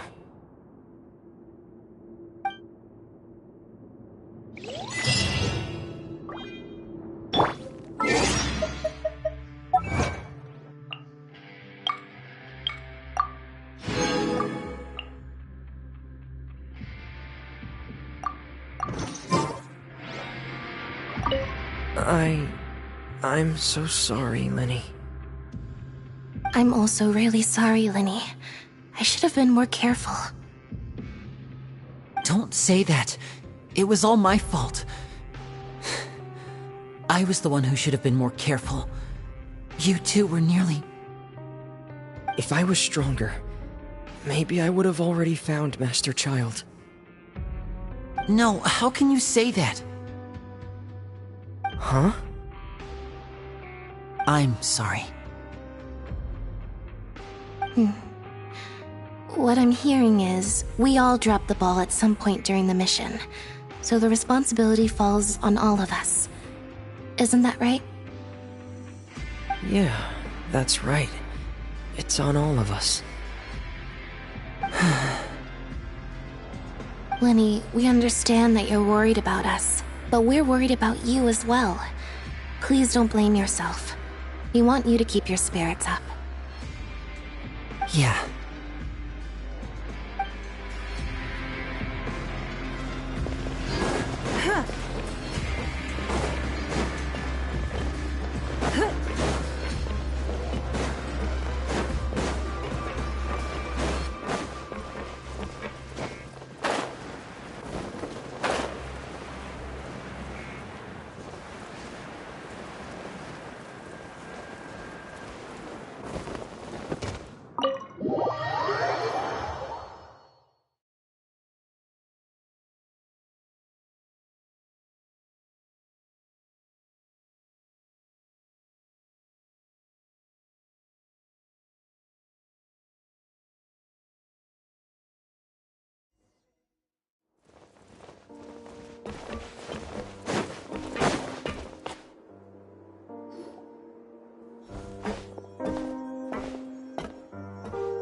Excuse me? I take it Mr. Fremonet's condition has stabilized? Of course. I wouldn't have left the infirmary otherwise. I've been expecting those two, but might I inquire as to the purpose of your visit, Miss Siegewien? I wanted to check up on Miss Cloran. How are you feeling? Mostly fine, I think. If you don't mind, I'd like to perform another quick physical exam. It'll just take a few minutes. All right. Thank you for looking out for me. I'll take my leave for now, then.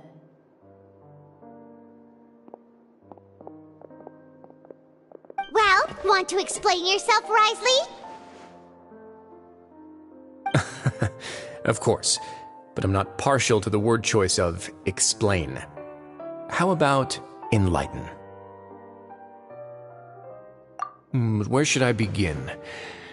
How about you start by asking me any questions you have? You can start with whichever one you'd like to get answered the most.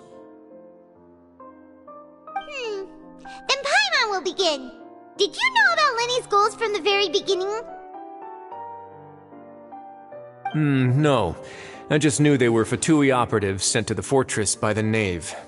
As for their specific goals, I only figured those out as you made progress on your investigation. You managed to monitor and stay ahead of them even though you didn't know what they were trying to do? They came here with ulterior motives. I'm quite adept at discerning what that kind of behavior signals. Initially, I thought their goal was just to investigate Child's disappearance. Linny suggested that I had deliberately let him escape, but in truth, I didn't really do anything special to help or hinder him while he was here. Everything he did, from finding helpers to leaving this place, he did on his own. Of course, it's inevitable that the Knave would make a big deal out of her fellow Harbinger's unexplained disappearance. I'm also quite curious about where that Harbinger went, so I figured I might as well let the Fatui do their own investigative work. All I care about is the answer. So you were hoping Lenny's group would just do your work for you! You make it sound like that's a bad thing. Unfortunately, things didn't go as planned. I assume that Fremine has told you already, the ratio of primordial seawater around the Fortress of Meripede is on the rise. The Forbidden Zone has always been Linny's target, and you got roped into that investigation after running into him. I began to intervene out of concern for your safety, and also to prevent the fortress from becoming entangled in more irksome matters. Are the rumors true that you're also a former criminal? Now, why would you put it like that? Isn't staying here all day and serving as the manager of the fortress a kind of sentence unto itself? Another form of prison? I just happen to have some support from the rest of the inmates. That's all. Oh, right! Paimon wanted to ask, who invited Cloran down here? Me, of course. I paid her good Mora to come down to the fortress for some field work. As a champion duelist, Miss Cloran could be considered to be an independent party. I needed to find an exceptionally capable person to help me get through the impending crisis. And saving Fremine was part of that crisis? You can think of it like that, yes. Credit where credit is due, that boy is quite adept at diving. Had conditions not been as hostile as they were, he probably would have found the missing Harbinger already. That's not something you should be asking after. Neuvillette only asked you to investigate Child's whereabouts. All I need to prove to you is that the Forbidden Zone had nothing to do with the Harbinger's disappearance. That should be clear now that you've spoken to Fremine. But we've already uncovered that there's something wrong with the infirmary, and we've answered a bunch of questions that you threw at us. Isn't it about time that you answer our last question in return? You make a compelling case. Do you really want to know the answer that badly? Yeah, Paimon really wants to know! Even if the truth may not be pleasant? Follow me.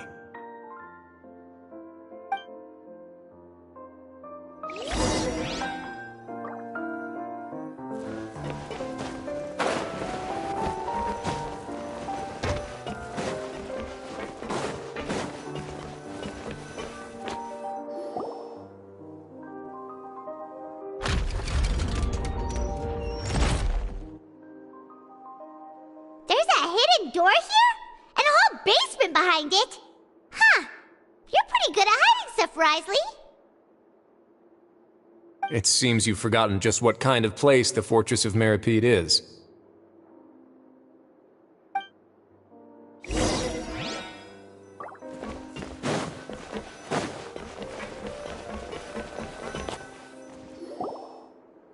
Stand on the central plate. Wait, is there a secret mechanism or... Whoa!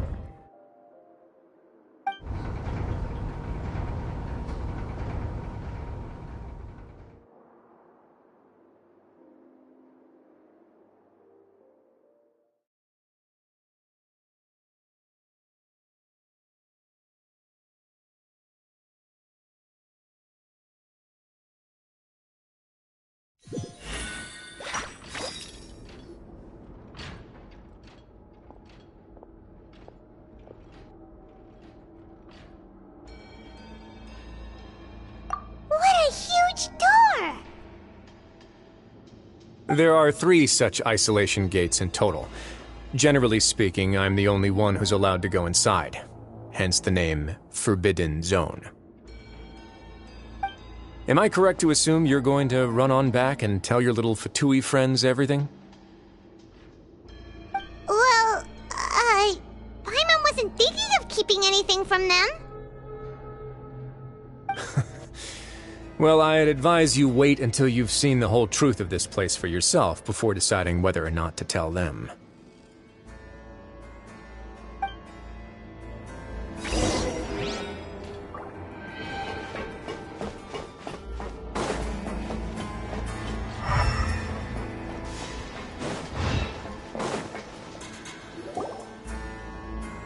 Huh. So there's a switch on the side. Stand back.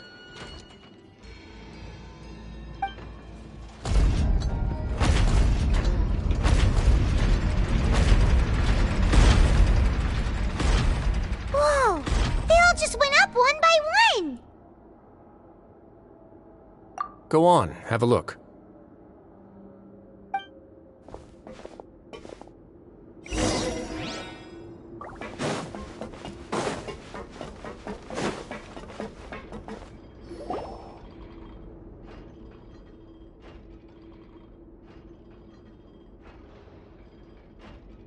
I've been interested in what lies beyond that gate ever since I assumed leadership of the Fortress of Meripede. Of course, it would be unwise to recklessly open it, but it'd also be risky and negligent to simply ignore any potential danger that could be behind it. The readings on that dashboard have not budged since the day when I first laid eyes on this place. But over the past year, the needle has crept upwards from its original position, likely because some parameter it's been tracking has changed, if only infinitesimally. Normally I would have ignored it, but I happened to have some free time when I noticed it, so I investigated. Any guesses what the reading could be tracking? Very reasonable guesses. I've considered both of those as well. Unfortunately, our dashboard is tracking something less ordinary.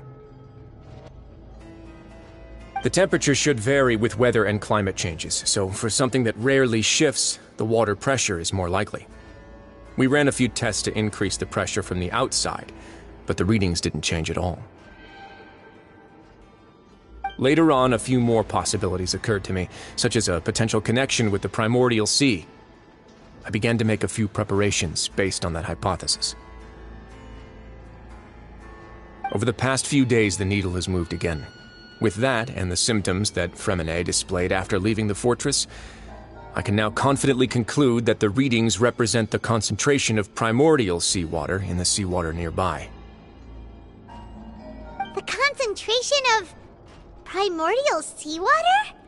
But we're already under the sea! And that is precisely the problem.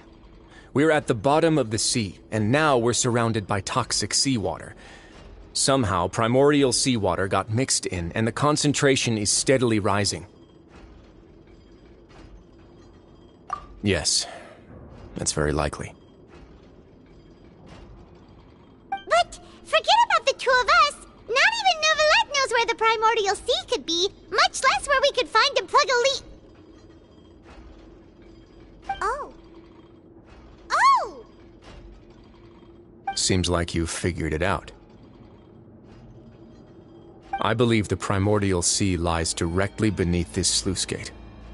For some reason, the primordial seawater levels have risen significantly, and it's now very close to us. The indicators are now red. Although the gate still stands, some primordial seawater has already leaked out and mixed into the sea around us. If this continues, soon it will no longer be able to hold back the primordial sea at all.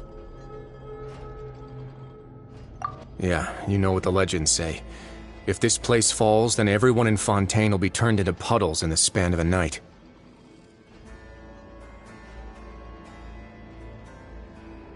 But that's just too weird!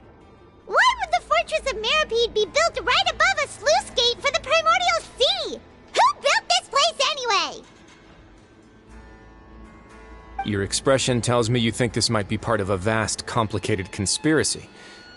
To be honest, you might find the actual answer may be exceedingly boring. It's just that the secret of the Forbidden Zone had been long forgotten by the nation before I rediscovered it with my research. There's no single founder of the Fortress of Meripede in any traditional sense. What we know about its history has been left to us by the people who used to live here. When the previous Hydro Archon Egeria ruled the land, all convicted criminals from Fontaine were exiled. The people drove the criminals away like a wolf pack chasing away the banished. The criminals received no sympathy of any kind from the people. They were exiled to the desolate seaside, where they experienced only pain, struggle, and the bone-chilling cold. Some of them began to repent, and prayed to the Hydro Archon, asking if there was still anything they could do. The Hydro Archon took pity on them, and said, "You may go guard my secret. deep underneath the waves. And so, leaning on the power of the Hydro Archon, they gathered underneath the sea and began to build a fortress. They became a community down there in the deeps, and over the years helped it to grow. As the number of exiles increased, more and more people joined the community. When the first group of exiles died, they left the yet unfinished fortress to their successors. The Hydro Archon continued to lend her support, allowing the fortress and what it stood for to continue growing ever larger. Before long, this dark underwater fortress became the Sinner's only home. And with that, the people here stopped referring to the fortress as a prison. They saw themselves as repenting sinners who would regain their freedom once they had sufficiently redeemed themselves. But as time went on, people also realized that the fortress was a lonely place. Once they had gotten used to life here, they could no longer feel comfortable living in the overworld. Once they had finished serving their sentences, some people left and some others chose to stay. They'd find some idle position and let their withered souls fade away with the ancient secrets of the past. After many, many centuries, few people still remember the reason for the fortress's founding. Now they just see it as an integral pillar of Fontanian society, as the place where criminals deserve to be sent. Now and again, researchers manage to break one law or another and live out their days in the fortress. I learned all this from an elderly historian. Everyone else just thought he'd made it all up. But now you know every part of that history is true. Indeed. It's just as the prophecy says. If this gate fails, then everyone will be dissolved into the sea. To be frank, not really. But sadly, that hasn't stopped this prophecy from proving all too accurate. Prophecies are troublesome things. Just hearing one will create the first wave of panic. Seeing signs of it will bring about the second, and actually witnessing it in real time, the third. Let's go somewhere else. I want to show you something.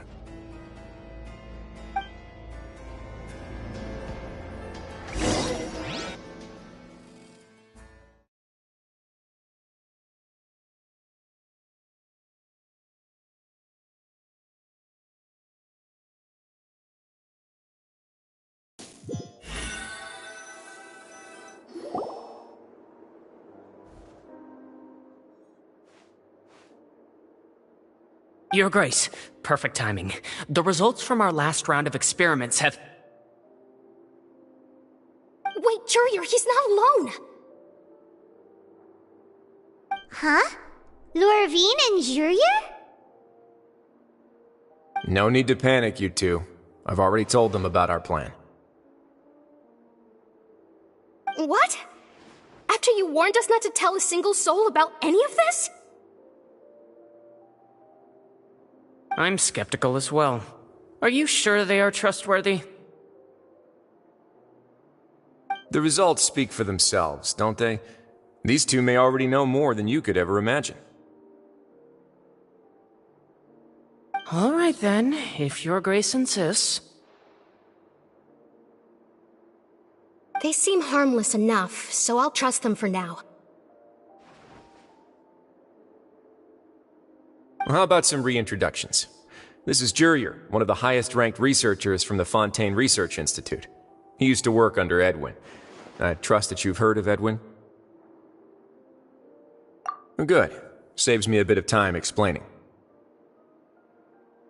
Edwin's main areas of research were archaeum and gravimeters. As his assistant, Jurier is quite familiar with them as well. I hired him to be my technical consultant. You want to blow up the fortress of Meripede? Ah, what a lovely idea. I'm already imagining it in my head. Gotta admit, I'm tempted as well. Guys, focus! Focus! That taskmaster over there is Miss Lorvine, and is also one of my technical consultants. While Jurier used to be Edwin's assistant, she used to be Jurier's assistant. Ooh, are they together? See, everyone keeps asking this question. Are you too sure you're not a couple and just using your work as a convenient cover? Your Grace, I am not in a relationship with this man. If I dated her, I'd officially be madder than Edwin. Jeez, forget I said anything then. Follow me. Whoa, there's another door that goes right up. Your constant amazement makes it seem like the fortress can do anything.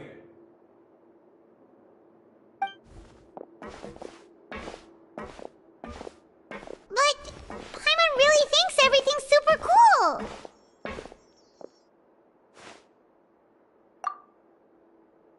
Well, let's spice it up a bit. And here you go.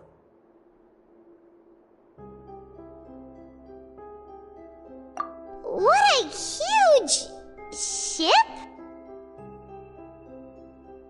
This is also a production zone that Paimon's never seen before. What's going on? How much do you know about Fontanian history?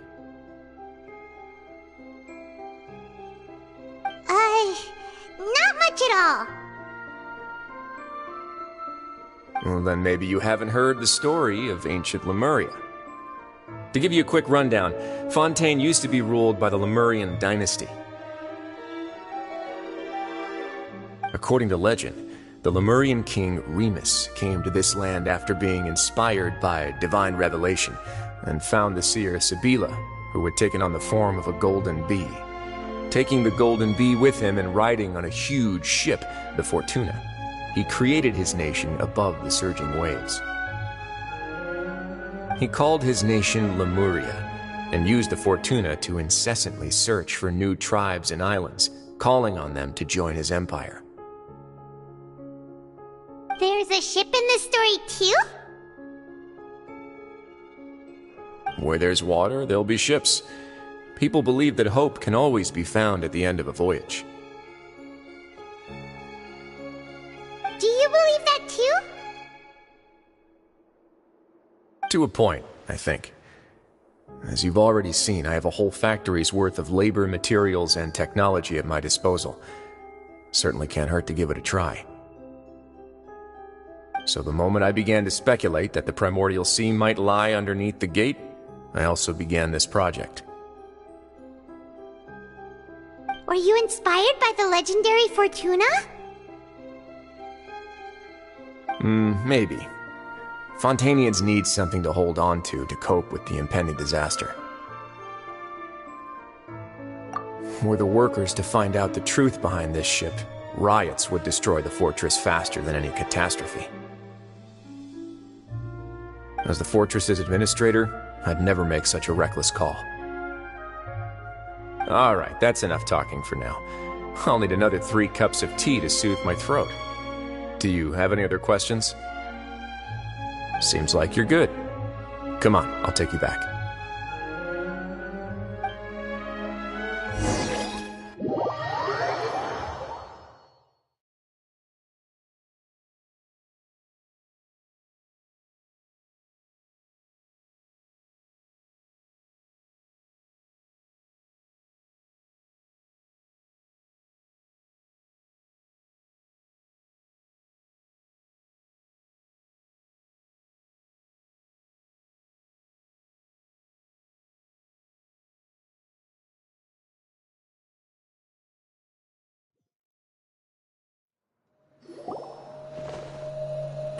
I'll leave you here for now.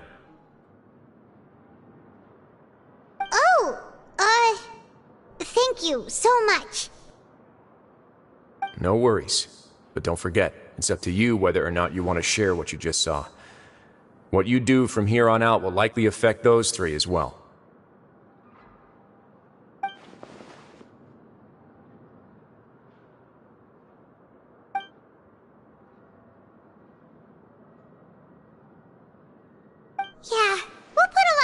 into it for sure.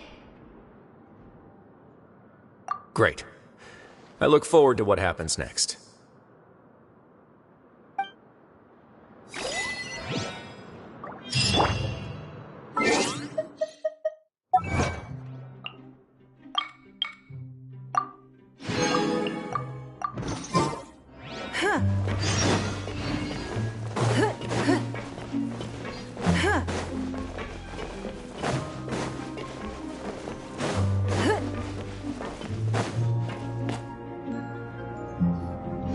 We're back! Welcome back. Do you want a cup of tea? How can you be so much like Risley, always drinking tea? Huh. Actually, now that you mention it, I just remembered something now. While I was sedated, I could still barely hear two people talking next to me. They were discussing everything, from the leaves to the water and even the teacups themselves. Must have been Risley and Sijwin. Yeah, I heard one male voice and one female, so it should have been the two of them. They really were just talking about brewing tea. I really can't make sense of this place. So, Traveler, Paimon, were you able to learn anything from Risley? Yeah, he explained everything. Very well. Then, would you mind checking your answers against my speculations? Yeah, I took the time to rest, so I'm feeling a lot more relaxed now. Nobody else is around, and Miss Sijwin is also busy with something or other, so let's just talk here. All right, then I'll posit my theories. I asked myself 3 questions. Firstly, why was Fremine affected by the primordial seawater? It was because he dove into the sea. My theory is, the long-lost primordial sea is probably very close to the fortress of Meripede. Ooh, he's good. He got that right on the first try. That's our Lenny. Secondly, Risley's attitude changed dramatically during the course of our stay here. He ignored us completely at first, then suddenly roadblocked us. Why? I spent quite a long time thinking about this. If he has been monitoring the Fatui since the very beginning, he probably ignored us at first because he was hoping we could find Master Child for him. What's more, the Fortress of Meripede is not part of Fontaine's court system, nor does it report to Udex Nervulet.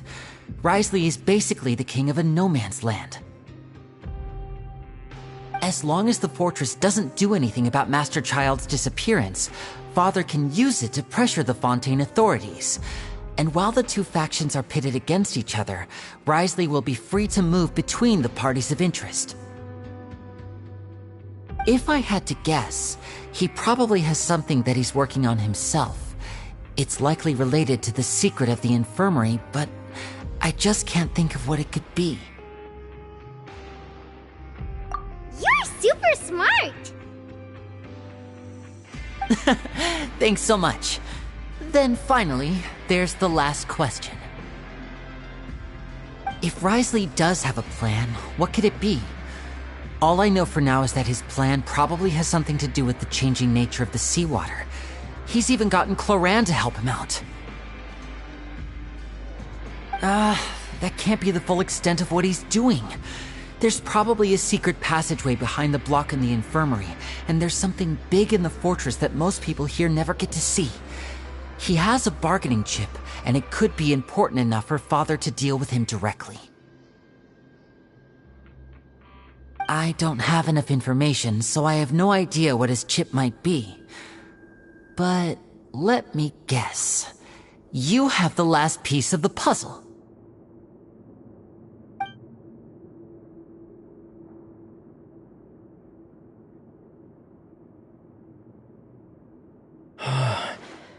I can't believe it. The sea will engulf everyone. Just like the prophecy said. Could Risley have wanted to meet Father to figure out a way to deal with this crisis? If you remember, I once mentioned that Father sees the House of the Hearth as her base of operations, and she truly wants to resolve the crisis. But how could Risley have known that? Or perhaps he didn't know, and just wanted to bring Father over to his side? Which could be why he said he just wanted to negotiate. Yeah, that makes sense to me. I understand your concerns as well, Traveler. I'll figure out a way to pass this on to our father. No matter what, we're on your side. The two of you have already aided us far too much. We probably wouldn't be standing here right now if not for you. If you ever need anything else going forward, please come to the House of the Hearth at any time. Though you may not share the sentiment, after all that we've gone through together, the three of us basically see you as family now. You have my gratitude. Thank you for protecting Lenny when it really mattered. And thank you for sharing the secrets of the fortress with us. We didn't think you were going to do it. Why are you being so formal all of a sudden?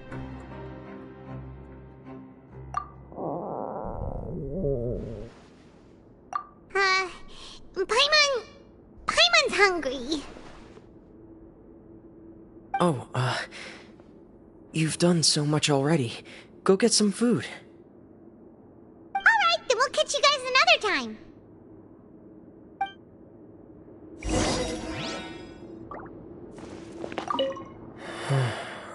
I feel like I should try to become someone more capable of helping. You're incredibly helpful. Lenny thinks so too. Yeah, you two are always telling me not to push myself, but aren't you just like that as well?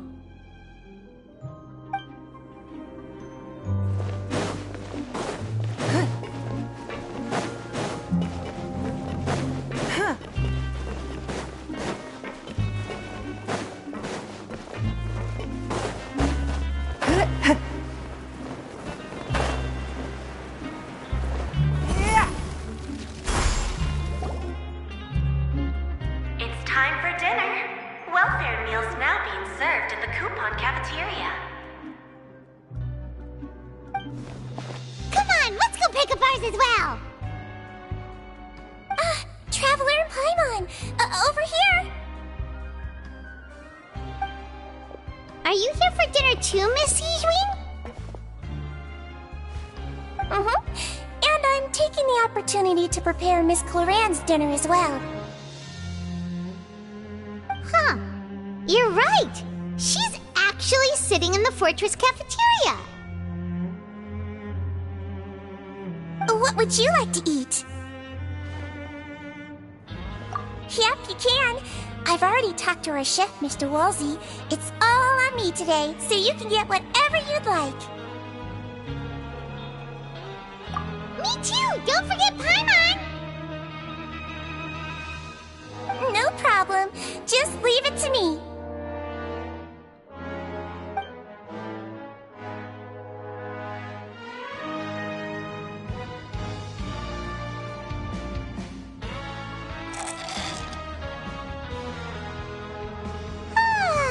So delicious. Paimon's so happy. Paimon wants to feast like this every day. Feeling full yet? How's the food? Delicious. I'm so glad to see you all so happy. Oh, see, the expression on your face just now?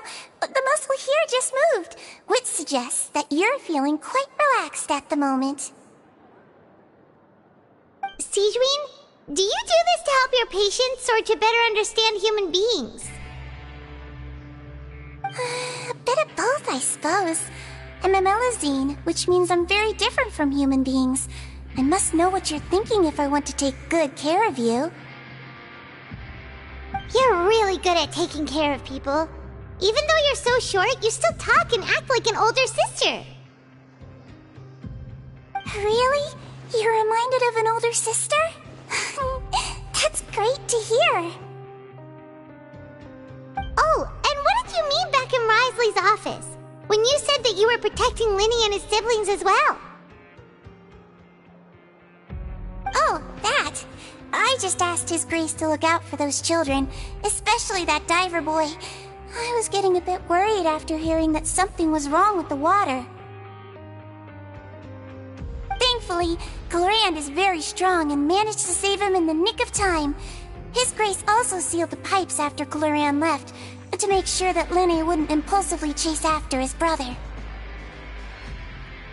Although the path was blocked, we still stationed some guards there to stop anyone from approaching. They were instructed to only open the door once Miss Glorand had returned. Oh, and I was keeping an eye on Mr. Linny as well. We had to press him, but we couldn't allow him to be in any real danger.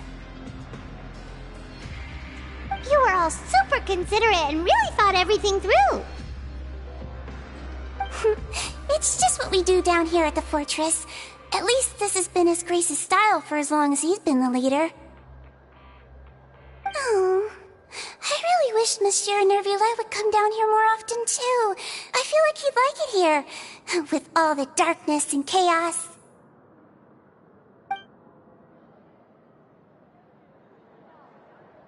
Get a good night's rest, you two. You both worked very hard.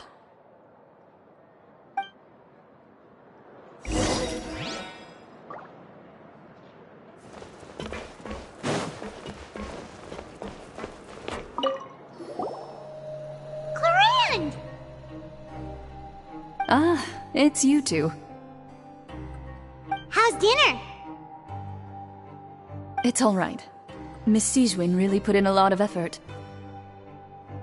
So we heard that Risley invited you to come down to help, and you saved Fremine too! You sure work super fast! Oh, it was child's play. Still, Paimon didn't know even champion duelists could take on side jobs. Oh, and why aren't you eating with Sigewin and the Duke? Won't you get bored eating by yourself? Miss Sigewin was with you, and the Duke has business of his own. Actually, didn't Navia say that you went out for dinner with her as well? Yeah. First time in a long time. First time in a long time? So you mean you've gone out to dinner with her in the past? In the past, yes. You seem to be enjoying yourselves here. Things will be getting messy at the fortress soon. Don't run around unnecessarily.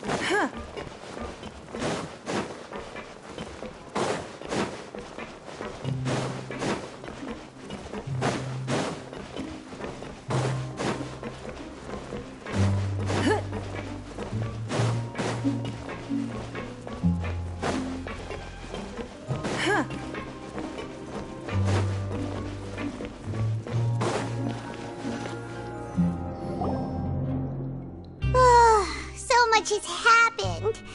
Paimon just feels absolutely exhausted now that she's finally relaxed. Paimon's super sleepy. Are you sleepy too?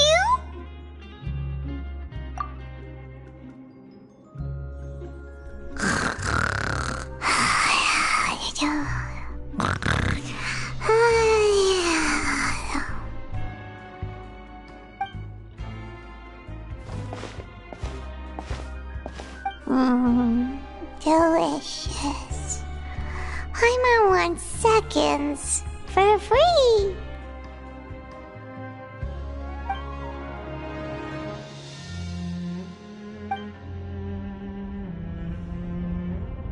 Out of my way! Get out of my way! What happened? Why is everyone running? No idea, but something must have happened. Stop asking!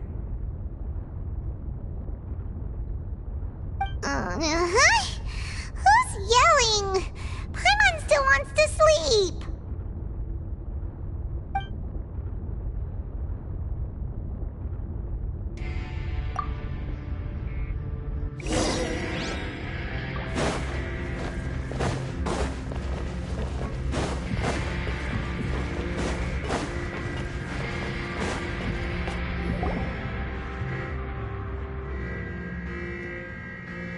What happened? Why is everyone running around? Hey! What are you doing? No time to explain, mate. Goodbye! Hey! Wait! What's wrong with these people? They won't even talk to us. They're here! There you are! Oh, thank goodness! Quisto and Lavaroon, do you know what happened here? We came here especially to inform you. Something seems to have gone terribly wrong just now. His Grace is telling everyone to evacuate and get out of here.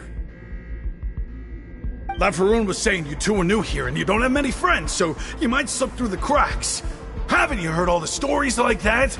An evacuation is successfully completed, yet you only find out once you do a head count that 1 or 2 people are missing.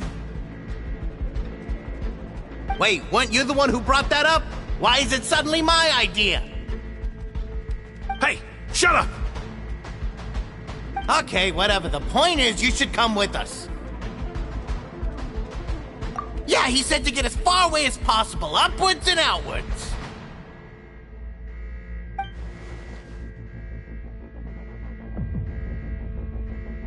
Oh no, it can't be that thing! Whoa, wait, what? What? Hey, where are you going? We have to go find the Duke! You two just go and get out! Go on without us! Hey! Be careful! Attention! Please evacuate upwards and outwards, upwards and outwards. If you're already at the topmost layer, then try to move as far outwards as possible.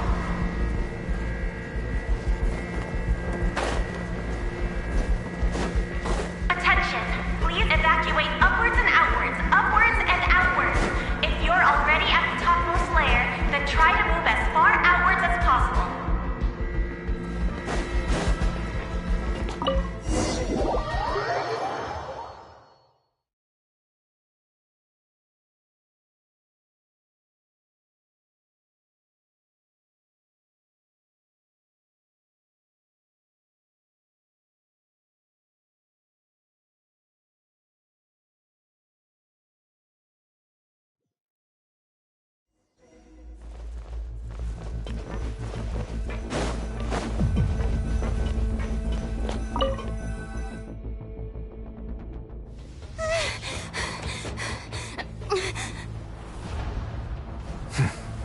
They're here.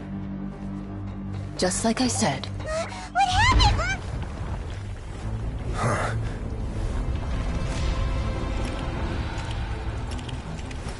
You're just in time. But be ready to run.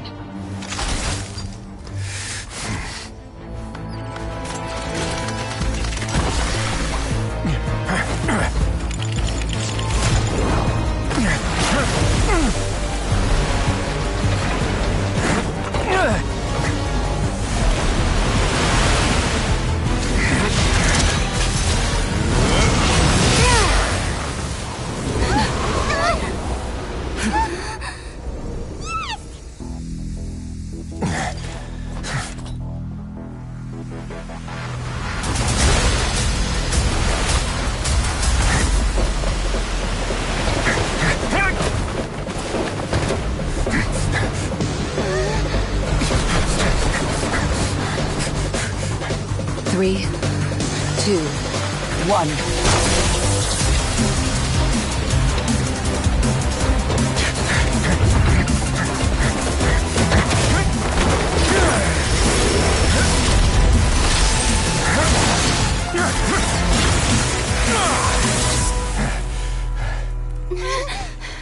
This won't hold it for long.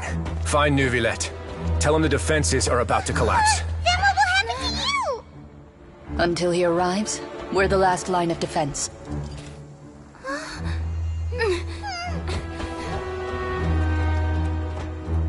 The gate. How long do you think it'll hold? That depends on us.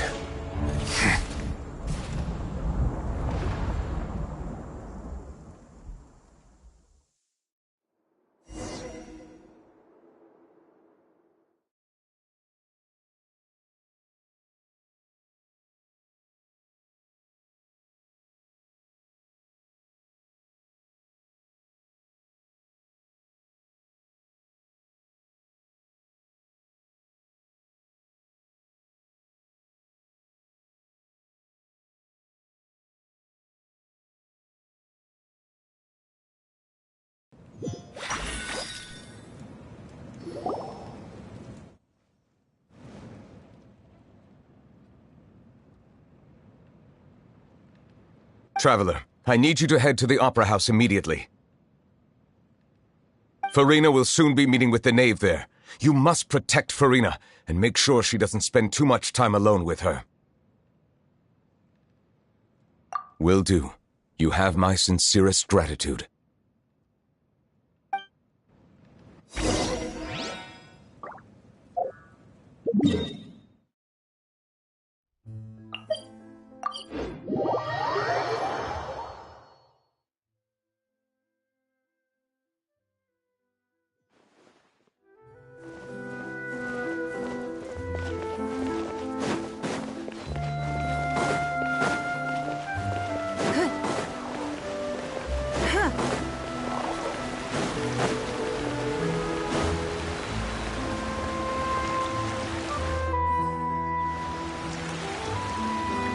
Look!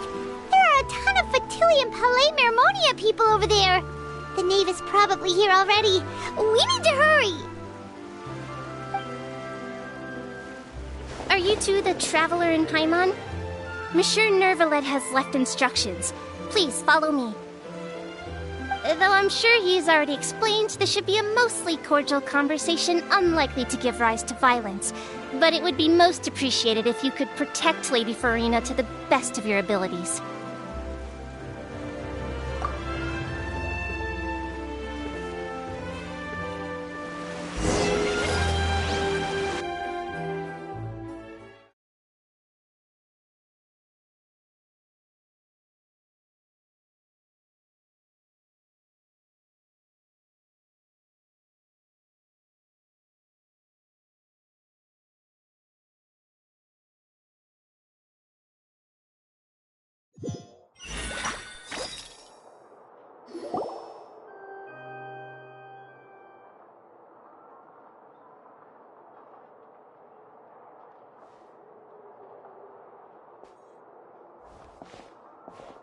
Oh, so you two are the honored guests Miss Farina mentioned.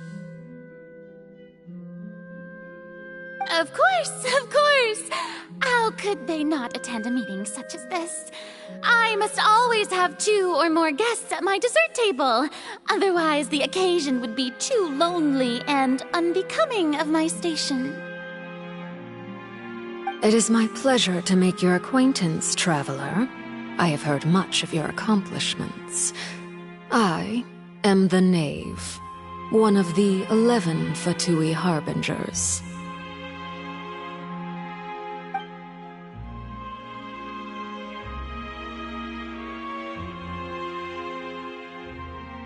I've already prepared seats for you. Come, sit beside me. Perhaps you two are unaware of how Miss Farina and I do things. You see, we actually recently agreed to get together for tea when we had the time. See this? This is a limited type of confectionery that Miss Farina simply adores. There are only 16 slices sold every day. Here, why don't you and Paimon have a taste?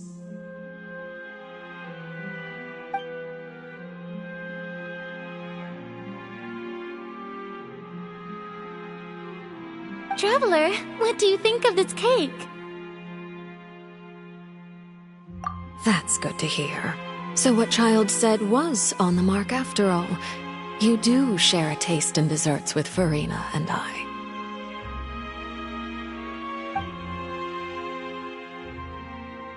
I wonder how he's doing nowadays.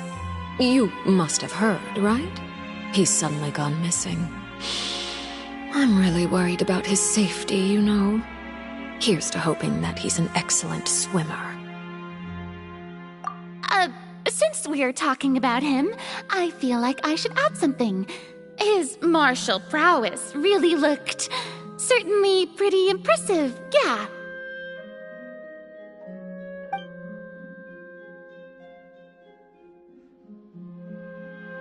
Oh, so you're also familiar with his aptitude for fighting, Miss Farina. Oh, right. I almost forgot. Child was subdued by Udex Neuvillette right in front of you. Against ordinary people, my colleague would never be on the back foot. But alas, he just never imagined he'd run into such a person. I must express my admiration for Monsieur Neuvillette. Coming from you, that's not surprising at all. But I thought you would be happier to hear the news. Of course, but it's still a bit of a shame. You see, I would have been far happier had I received this news somewhat earlier. As you well know, a long time has passed since Child disappeared.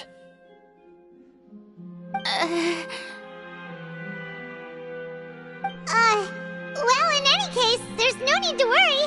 We know for sure that Child is still alive.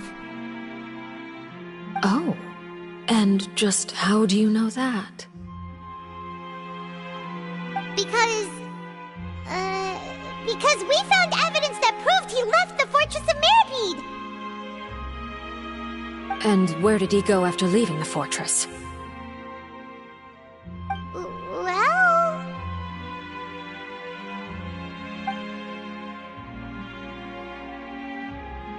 The Fortress of Mirapede lies deep beneath the waves.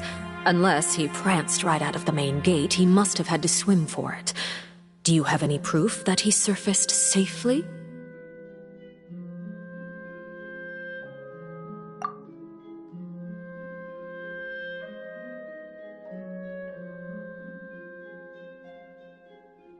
Ah, that is good news at least. His sister Tonya sent a letter to Fontaine not too long ago. Since he was unfortunately unavailable, I picked it up on his behalf.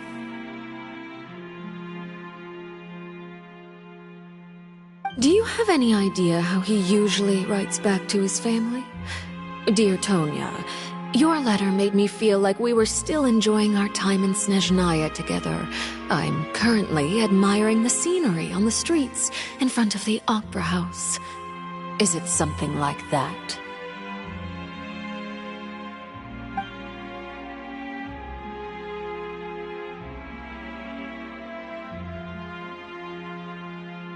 All letters tend to follow the same few formats anyway, right?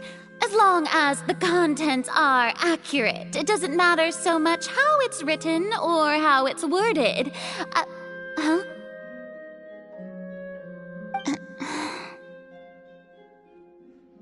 Hold on. The water in the teacup is shaking.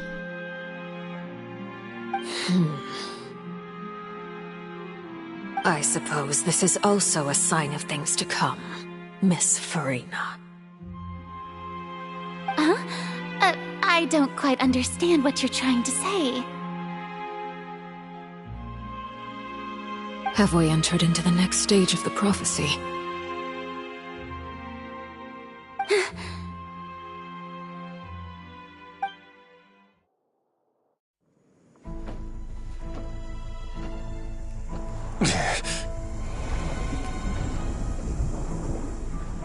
My thanks to you both.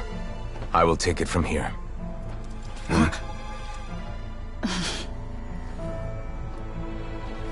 Sure you don't need a hand? Quite sure. Wow. So, what's your secret, huh? Let me guess. Nah, who knows? Maybe it's just your sense of responsibility. Sounds about right.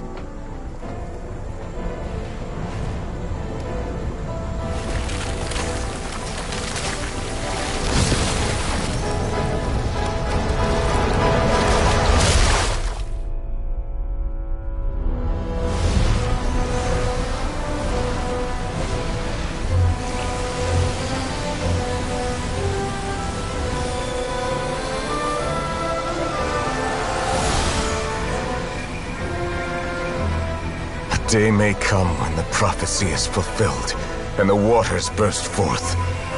But it is not this day! This ancient power could easily obliterate an entire race. A tsunami of fury would unleash endless catastrophe.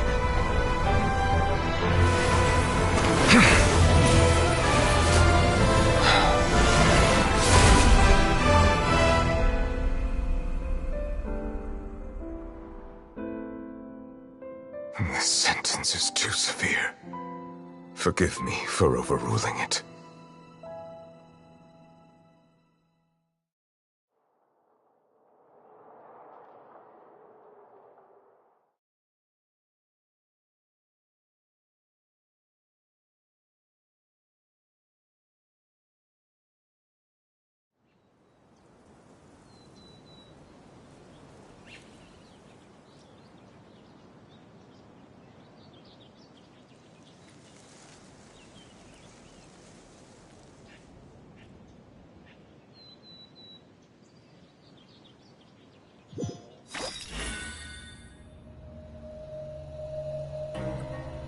All right.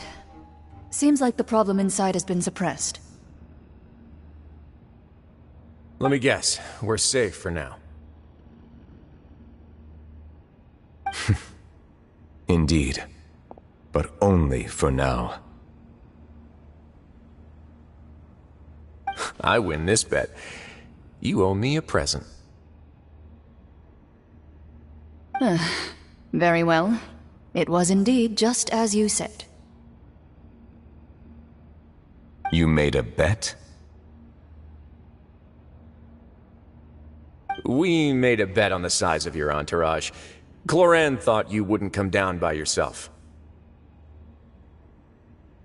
I figured you would have at least brought a few people along for appearance's sake. It appears I underestimated just how confidential the mission was. Shouldn't you have gotten used to confidential missions by now? That's just how the courts operate. So what gift must the loser give? Tea?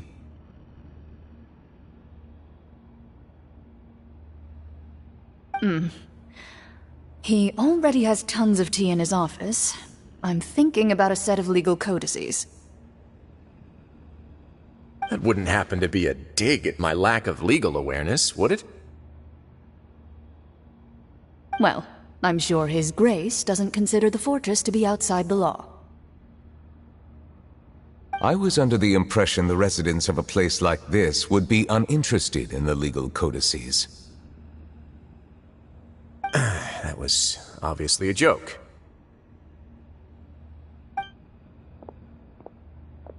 Anyway, you've still got some unfinished business to attend to in the overworld, correct? No need to stay here if you have a pressing matter. We all know you can't leave Palais Marmonia for long. Thank you. I hope everything went smoothly with the Fatui Harbinger.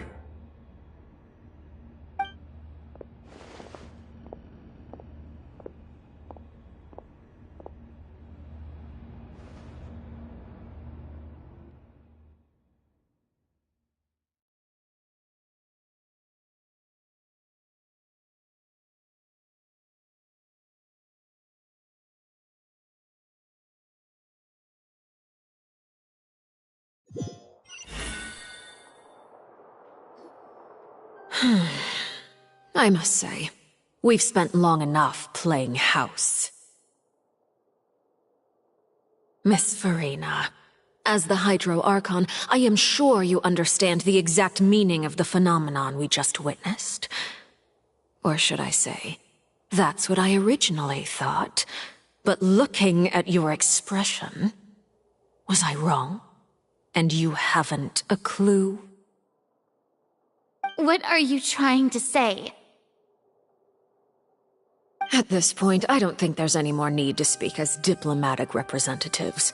Allow me to speak to you now as just a Fontanian. You know the prophecy by heart, and also that every part of it is being proven true. Yet, here you are, relaxing, drinking tea, and eating desserts as if it's all nothing more than a few stray bugs in your garden. Do you really think that's acceptable? The prophecy's hanging above our necks like a guillotine. Every faction is looking for a way to either avert the disaster or save their own. Even the orphans of the House of the Hearth have devoted everything to saving their homeland. But you? It beggars belief just how nonchalant and carefree you have been. From the very beginning, you, the god Focalor, you have utterly failed to take action. You're wrong. I've never ignored the prophecy, nor have I just been passing the time in self-indulgence. Retract your accusation and stop doubting the wisdom of the gods with such absurd conjectures! I am not alone in my doubts, you know. All the children of Fontaine may be harboring the exact same thoughts right now. Oh, great Hydro Archon. How are you going to save them? Save us? How are the people you've sworn to protect supposed to survive in a land that will soon disappear beneath the waves? I have my ways, and I've been working on them for all this time. Even if you look down upon me, you have no right to judge me! Fontaine will be saved. Even if I still cannot see the true future right now, as long as I continue on as I am, I will be able to hold my head up high!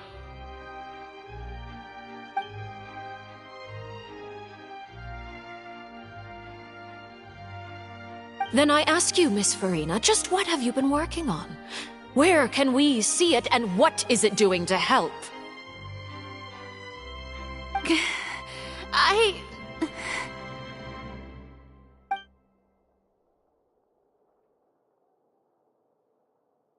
My machinations are just like the prophecy itself.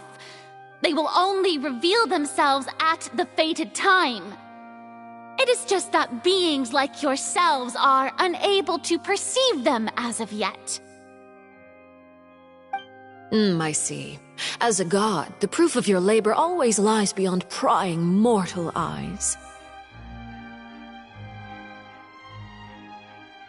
Allow me to be so bold as to ask another way. Would it be possible for you to tell us the parts of your plan that are not confidential? Such as your emergency response plan for the impending disaster? An emergency response plan? Oh, that look in your eyes. Have you not even prepared one of those? The emergency response plan is also strictly confidential. Then allow me to jog your memory. Miss Farina, what is the purpose of your Oratrice Mécanique d'Analyse Cardinal? And what do you plan to do with the massive amounts of indemnitium that has accumulated over the years? The Oratrice? It's just like it appears to be. So you also have no idea. If I'm not mistaken, someone's using it to prepare for something. But unfortunately, it would seem that someone is not you, Miss Farina. I first caught wind of this when Linny tried to investigate the Oratrice in the Opera House. You see, even just getting close to the core contaminated him with an extremely large amount of indemnitium. But even if that had nothing to do with you, then what could you possibly be working on, oh great Hydro Archon? Oh, right. I almost forgot. Udex Neuvillette is not at the tea party with us today. Miss Farina, I suppose you must have ordered him away to take care of some troublesome business. Yes, that's exactly right. Please keep it a secret for me. Of course I will. Although, I must say, Miss Farina, you seem quite insecure without the Udex by your side. Oh, very well. Let's stop that conversation here. There are still a few slices of cake left, so please, help yourselves, everyone.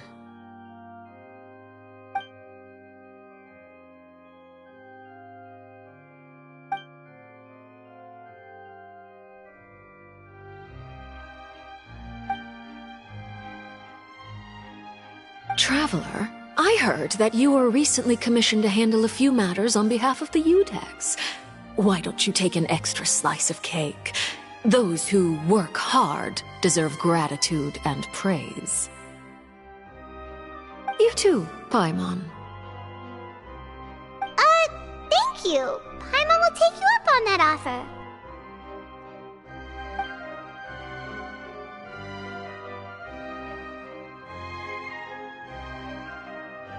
Oh, Paimon's super full. That cake was great. If it's on my tea table, it must be of the highest quality. Yes, and we must thank the knave for bringing these over as well. You're welcome. I'm sure the cake also felt greatly honored to be featured at Miss Farina's table. And I was merely catering to Miss Farina's tastes, seeking a chance to chat over tea. It is getting late. Why don't we call it a day? There are still a few matters that I need to take care of, so I must take my leave now. Very well. We'll end it here. Mind seeing me off, Traveler? We could use the opportunity to discuss Child before I must be on my way. Paimon's coming too!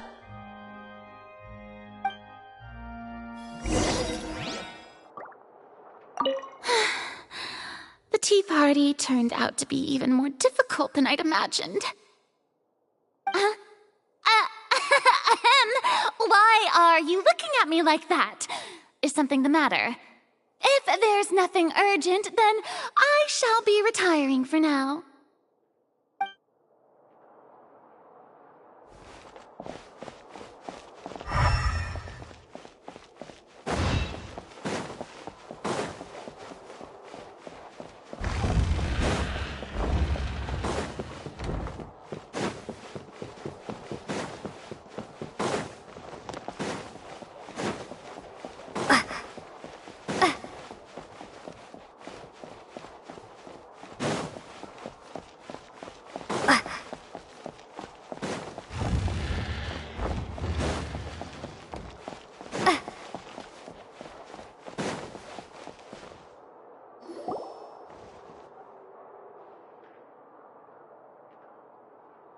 I'm glad that you were willing to come with me. Of course, Child was just an excuse. I have no interest in your dealings with him. That's what Paimon thought. You lent your aid to the children of the House of the Hearth. As their father, I would like to express my gratitude.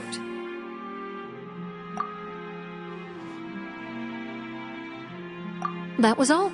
Formal topics should be discussed in formal settings, and informal topics in informal settings. I know you just returned from the fortress of Meripede. Relax. I have no intention of trying to get anything out of you. Linny, Lynette, and Fremine are still there, and I trust their judgment and abilities. They've all been working very hard and have always done all they can to fight back against anyone who tried to stop them, especially Linny. You mean Wriothesley. He's a tricky one to deal with. It's unfortunate that Linny's so eager to prove himself that he can't learn to rely on others, including me. By the way, and you can just consider this a bit of idle gossip, but what's your impression of Furina?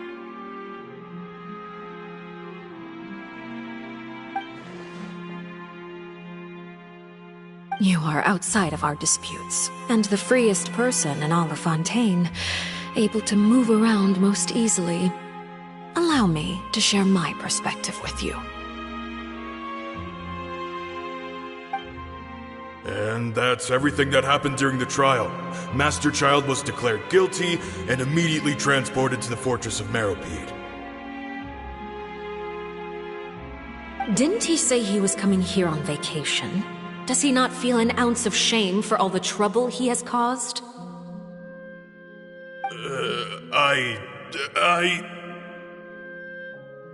Forget it. He did give us an opportunity. I will be meeting someone shortly. Do you require help with any preparations? No need. I will take care of it myself. I need to meet with Furina, the Hydro Archon. She is at the heart of Fontaine.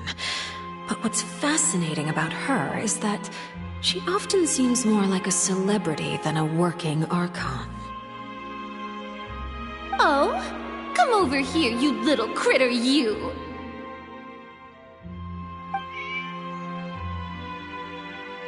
You dare to run from me? Stop right this instant! My goal is just to discover the location of the Gnosis.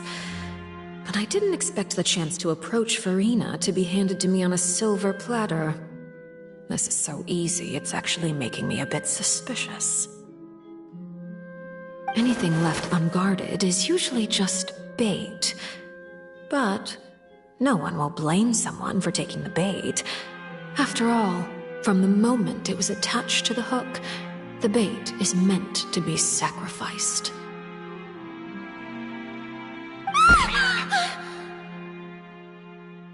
It's just as I guessed in the second before I struck. The Hydrognosis is not currently held by the Archon. In fact, this Archon doesn't seem like a god at all. And I sense that she's under some kind of curse. Who are you? And what are you trying to do? Please don't kill me! I'm begging you, please! The fear in her pupils is genuine, so perhaps she's not bait after all. Either way, targeting her has lost all meaning.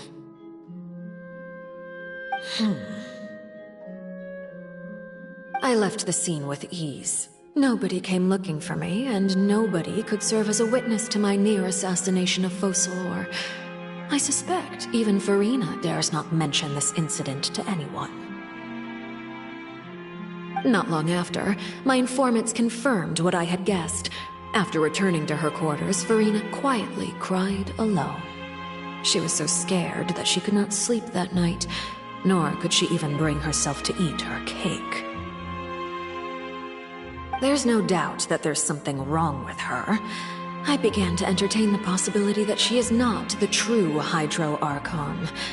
Perhaps Iudex Neuvillette is actually the genuine article. I have to find the Gnosis. If the Neuvillette hypothesis is correct, he is probably in possession of it. Alternatively, it might have been hidden in a place that's hard for ordinary people to access. Yes, Father. My dear children, please speak. News from the Fortress of Meripede. Master Child has gone missing. On top of that, the contacts and guards we bribed at the fortress have all gone quiet as well. Probably the handiwork of that Wriothesley. I'm afraid so. This is a good opportunity. The value of a Harbinger is much higher than most would imagine. We now have an excuse to exert diplomatic pressure on the Fontaine authorities. Set up a meeting for me. I would like to meet the Hydro Archon and Iudex Neuvillette. Oh, and I have an additional mission for you three. Yes, Father. Tartaglia's disappearance was not a part of my plan, but I can use it to make a breakthrough. With this as my excuse, I can ask for an official audience and continue my investigation of Farina and Iudex Neuvillette. The initiative belongs to the House of the Hearth. My wish to investigate the Fortress of Meripede will be a front. Lenny and his group will be responsible for the actual intelligence gathering.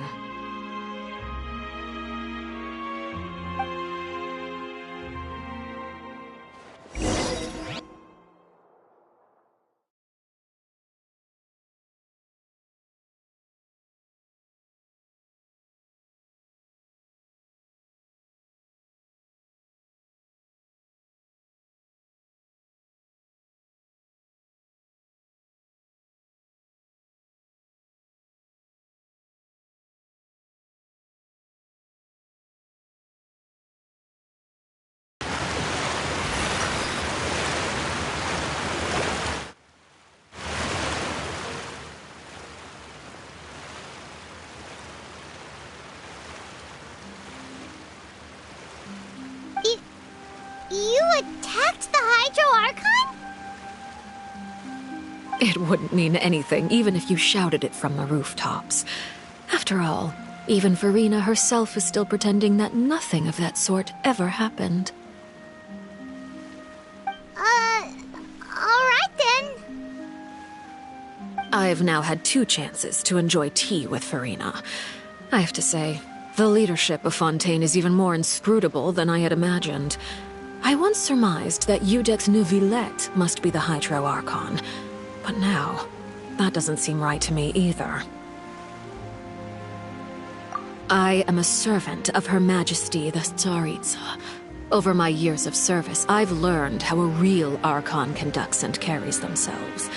Whether Iudex Neuvillette or Farina, neither fits the bill. It's hard to imagine either of them as the Archon. Of course, that is all just how I feel. Gut feelings often do not require justification. It is, however, quite amusing to me that after all my years working in intelligence gathering, I've come to realize I am at a complete loss regarding the identity of the god of the land of my birth. Don't you think Fontaine is quite intriguing? A catastrophe looms, yet many secrets have yet to rise to the surface. It looks like Fontainians will have no choice but to save themselves. Ultimately, though, one must survive in order to do anything else. Should the need arise, I would be happy to cooperate with you. You don't need to commit to anything right now, of course. I have a feeling that the situation will continue to evolve, and as your name is often connected with noble deeds, I'm sure we will work together someday. He certainly returned quickly. You must want to catch up with each other, so I'll leave you to him.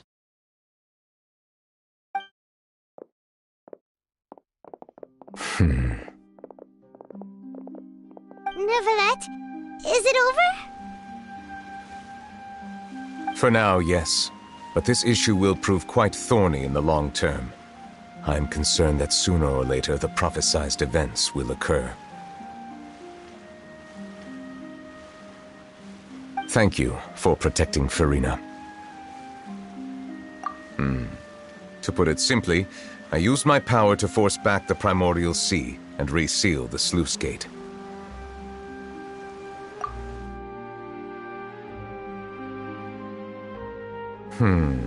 So as expected, the knave has turned up the pressure on Farina. She's trying to feel her out, though I'm still unsure as to her motives. Permission granted. Whoa. It can't be that you're the real Hydro Archon, right? But that's just a speculation on our part, though.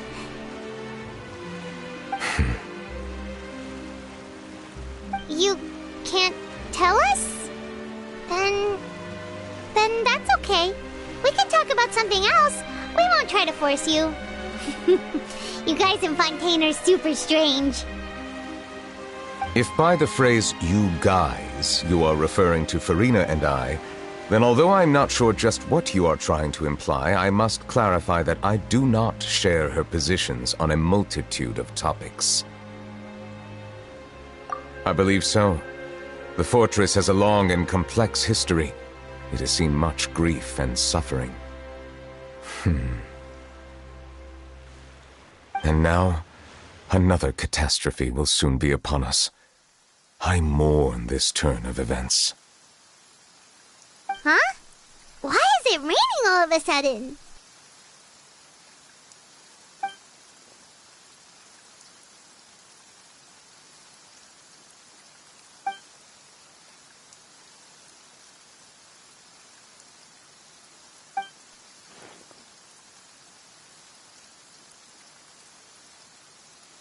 You may be closer to the truth than you think. Oh? And what are you thinking?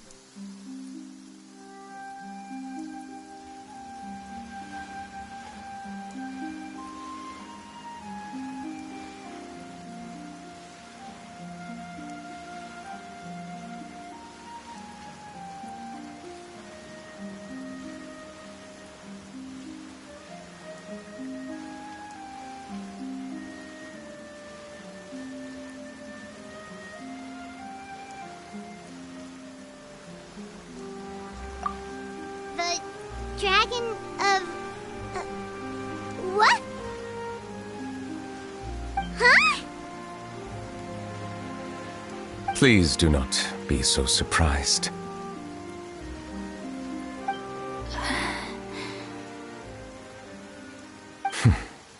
Farina?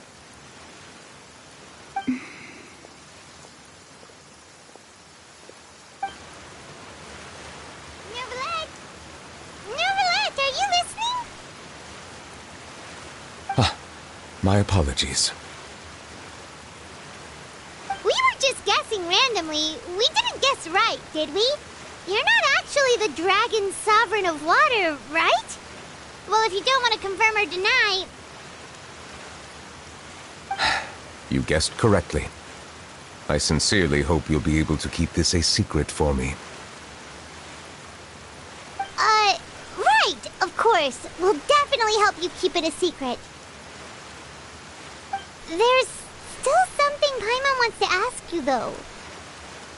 Please, go ahead. Well, if you are the Dragon Sovereign of Water, and you were able to force back the primordial sea from the fortress, then since Fontaine's prophecy is all about seawater, couldn't you just use your power to solve the crisis? None of the currently living dragon sovereigns in the world, myself included, possess our full dragonhood. They say that when the first usurper arrived on Tivat, they seized a part of the dragon's power. Today, that stolen power is the basis of the Archon's authorities. There are 7 elemental archons and 7 matching dragon sovereigns. The dragon sovereign of water who lived through that era perished a long time ago. As their successor, I know far less of that part of our ancient history. In any case, I believe I will not be able to do much unless the Archon disappears and returns their elemental authority to me. Given the status quo, however, I would recommend finding another way to deal with the prophecy. Oh, so even you can't solve it. I still have some urgent matters to attend to at my office. If you have any more questions regarding ancient history, you are welcome to discuss them with me at a later time. Please go right ahead. There's a place that Paimon wants to go too. Traveler, why don't we pay another visit to the Fortress of Meripede? Paimon is a little worried. We'll see you another time. Take care.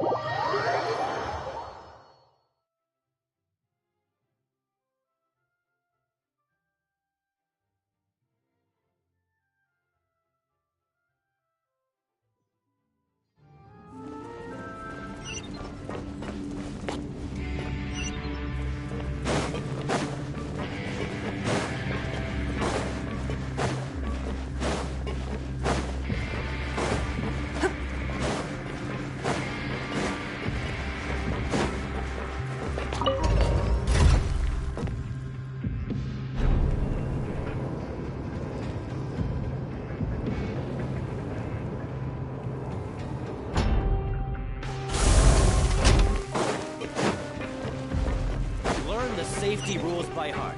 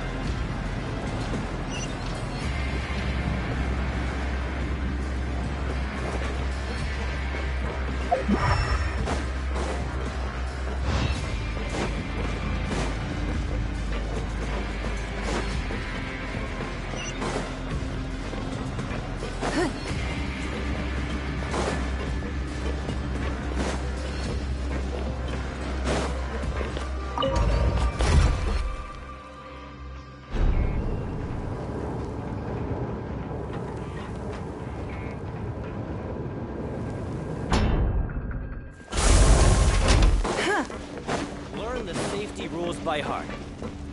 Wait, what was the second part?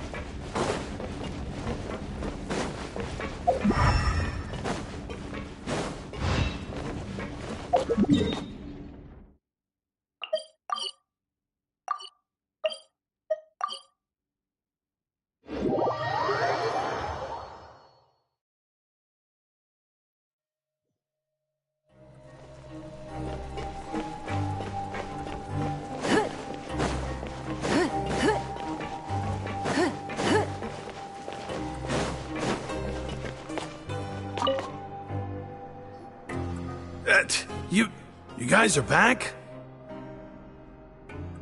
Crystal! Macaroon! You guys didn't get caught and thrown back down here, right? Huh? No, not at all. And here I thought you'd managed to escape from jail during all the commotion. I'd held you up as legendary jailbreakers, but now you're telling me you just never left? We're sorry, but we just had some business to take care of. All right. There's no need to get caught up in the details.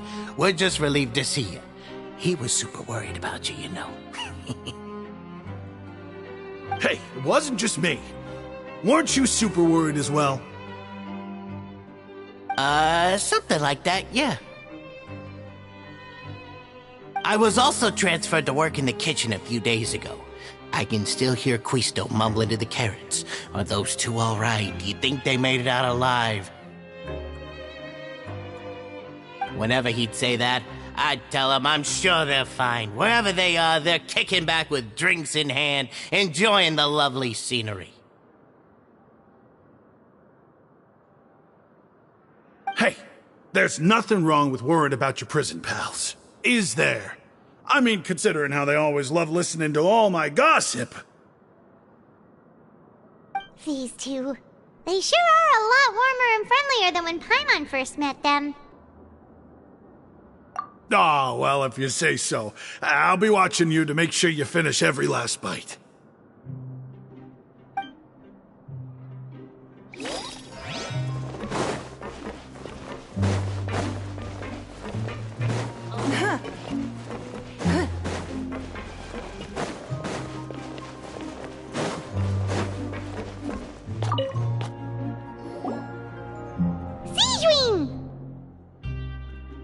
Traveler! Paimon, you're back! Are you still doing alright? Did either of you get hurt? We're fine, but what about you guys? It was such a huge mess. How bad was it? A few people sustained superficial injuries, but that's about the extent of the damage. Monsieur Nervulette paid us a visit. It was all thanks to him that we managed to suppress the crisis for the time being. Oh, of course, we must also thank you for the help you provided. How did Nervulette know that he was needed here? Well, Monsieur Nervulette has strong resonance with the hydro element.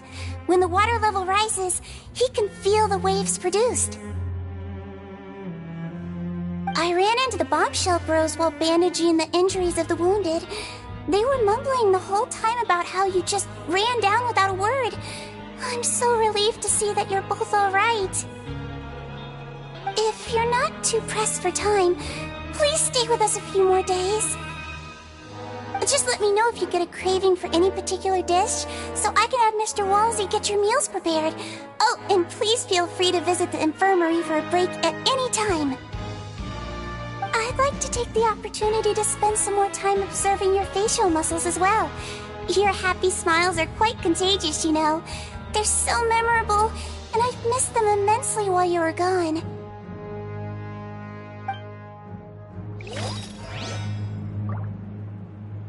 If you can find the time, please stay at the fortress for just a while longer.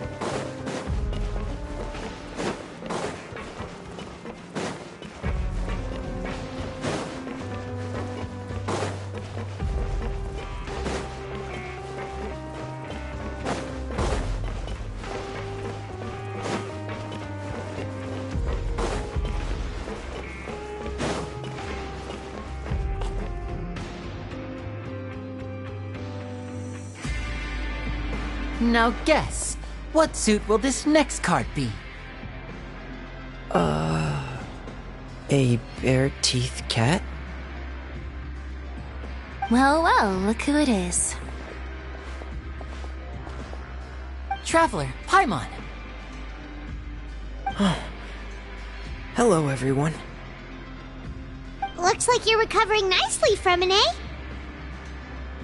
Mm-hmm. Thanks to everyone's support. Oh, right. I managed to work up the courage to thank Miss Clorand in person.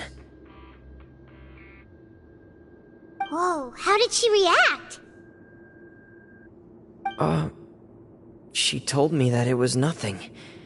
It was as if saving a life wasn't a big deal to her at all. She also told me not to worry about it. She didn't want to stress you out, that's all. She's right, and it's best not to dwell on it. Yeah. Okay, but check this out. We went back to the opera house and we met the knave. You met Father? Did she say anything to you? She said a few things that were, a bit hard to understand. And also that she's looking forward to working with us in the future. Her attitude towards you is even better than what we'd imagined. That's fantastic. You should believe her. She has her own way of doing things, and she'll do everything in her power to help those she considers close, which now might also include you. Mm-hmm. Father is very capable, and also trustworthy. Oh, Paimon just remembered that she thought Linny was a bit too proud as well. She said that you should learn how to rely on others sometimes. Got it. Huh. That does sound like something that Father would say.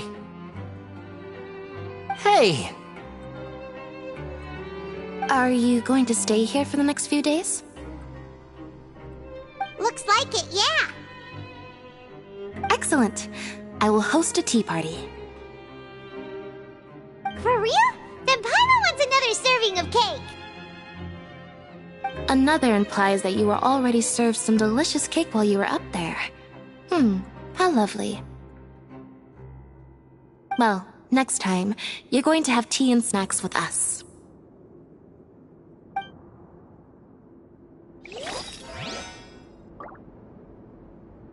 We should start preparing that tea party. Oh, that's a great idea. I'm all for it. I'll help you set it up.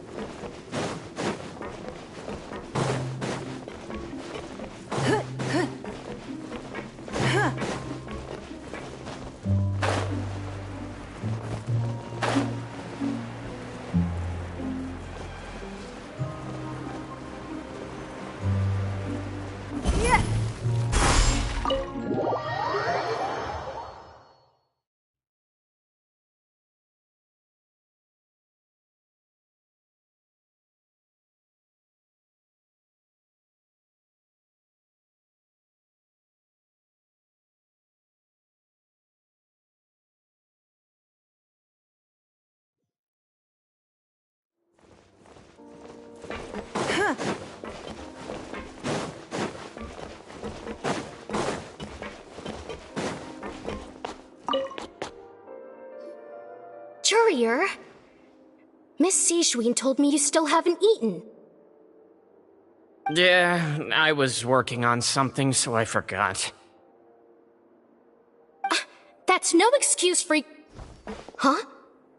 It's you two. Courier, Lurvine, we're back! Hello there. It's been quite the mess here recently. How have you been? And you? Are you still taking the secret passageway from the infirmary to work on the ship? Yep. That is still top secret, though. So don't say a word to anyone. It can be a bit annoying when there are lots of people in the infirmary, but I still prefer taking that route over the one from the Duke's office. I mean, the infirmary does make it easier for you to slack off. Oh yeah? Then why are you also here so much? You two really are just using your jobs as a cover for your relationship, aren't you? Not at all!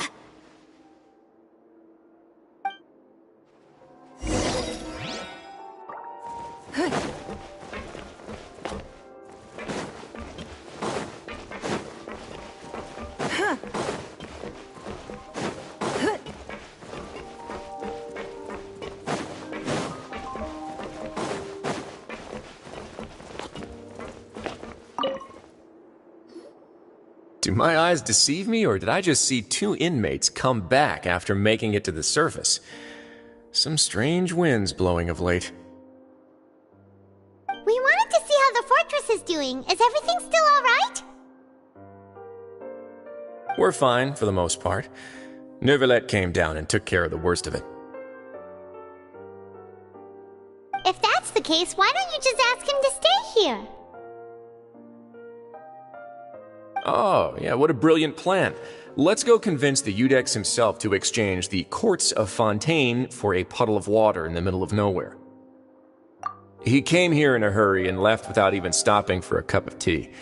He did remember to take Miss Sigewinne's gift with him, though.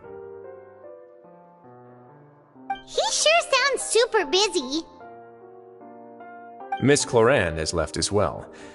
She also took her gift from Miss Sigewinne. Were the gifts milkshakes? Neuvillette got the milkshake. Clorand received lipstick instead. Those aren't even remotely alike. Well, it's Neuvillette's own fault for making Sigewinne worried about his health by working so much. But besides that, our head nurse is still pretty fond of picking out beauty products for the ladies. Oh, and I have some gifts here for you as well. Are these from Sigewinne too? Nope, they're from yours truly. You've already wrapped up your work at the fortress, so you can return to the surface at any time. You haven't yet served your full prison term, however, so you may continue to use your cell until your term is up. For real? Then we could stay here for a really long time? You may access the cafeteria for free. Hooray! Just remember to come complete your paperwork once it's time for your release.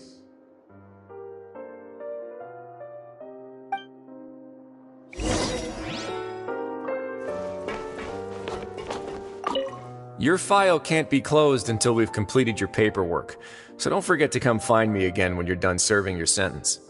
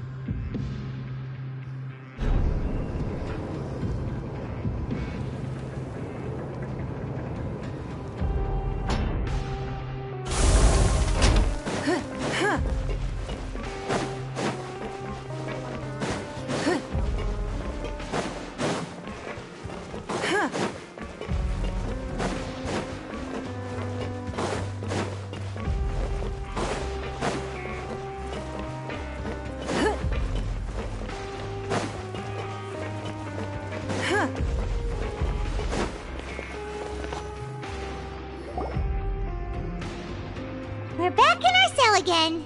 We're no longer prisoners, though, so it really doesn't feel the same. Sure feels that way.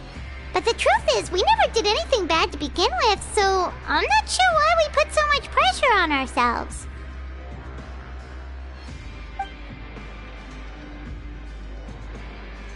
Huh? How did you know? Hey, that's not true! Alright. Okay, Paimon just wanted to say that we really are an amazing duo after all. It's like we've now gone to so many places together and become friends with so many people. We've never stopped traveling or stopped meeting new friends. There are so many bad things in the world, and we're just two people, but we've still been solving problems no matter where we go. Isn't that pretty cool?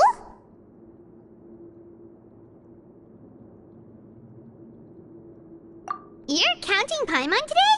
Aren't you the only adventurer here? Then let's ask Catherine to give Paimon an adventurer handbook as well. Paimon will also be an adventurer from today forward. Just our thoughts making Paimon giddy. Paimon's gonna crash, so you sleep soon too. The last time we fell asleep here, we woke up to a whole mess outside our cell. The primordial seawater nearly rose up. That was so scary. We should be safe now, right? Alright then, good night to you, traveler.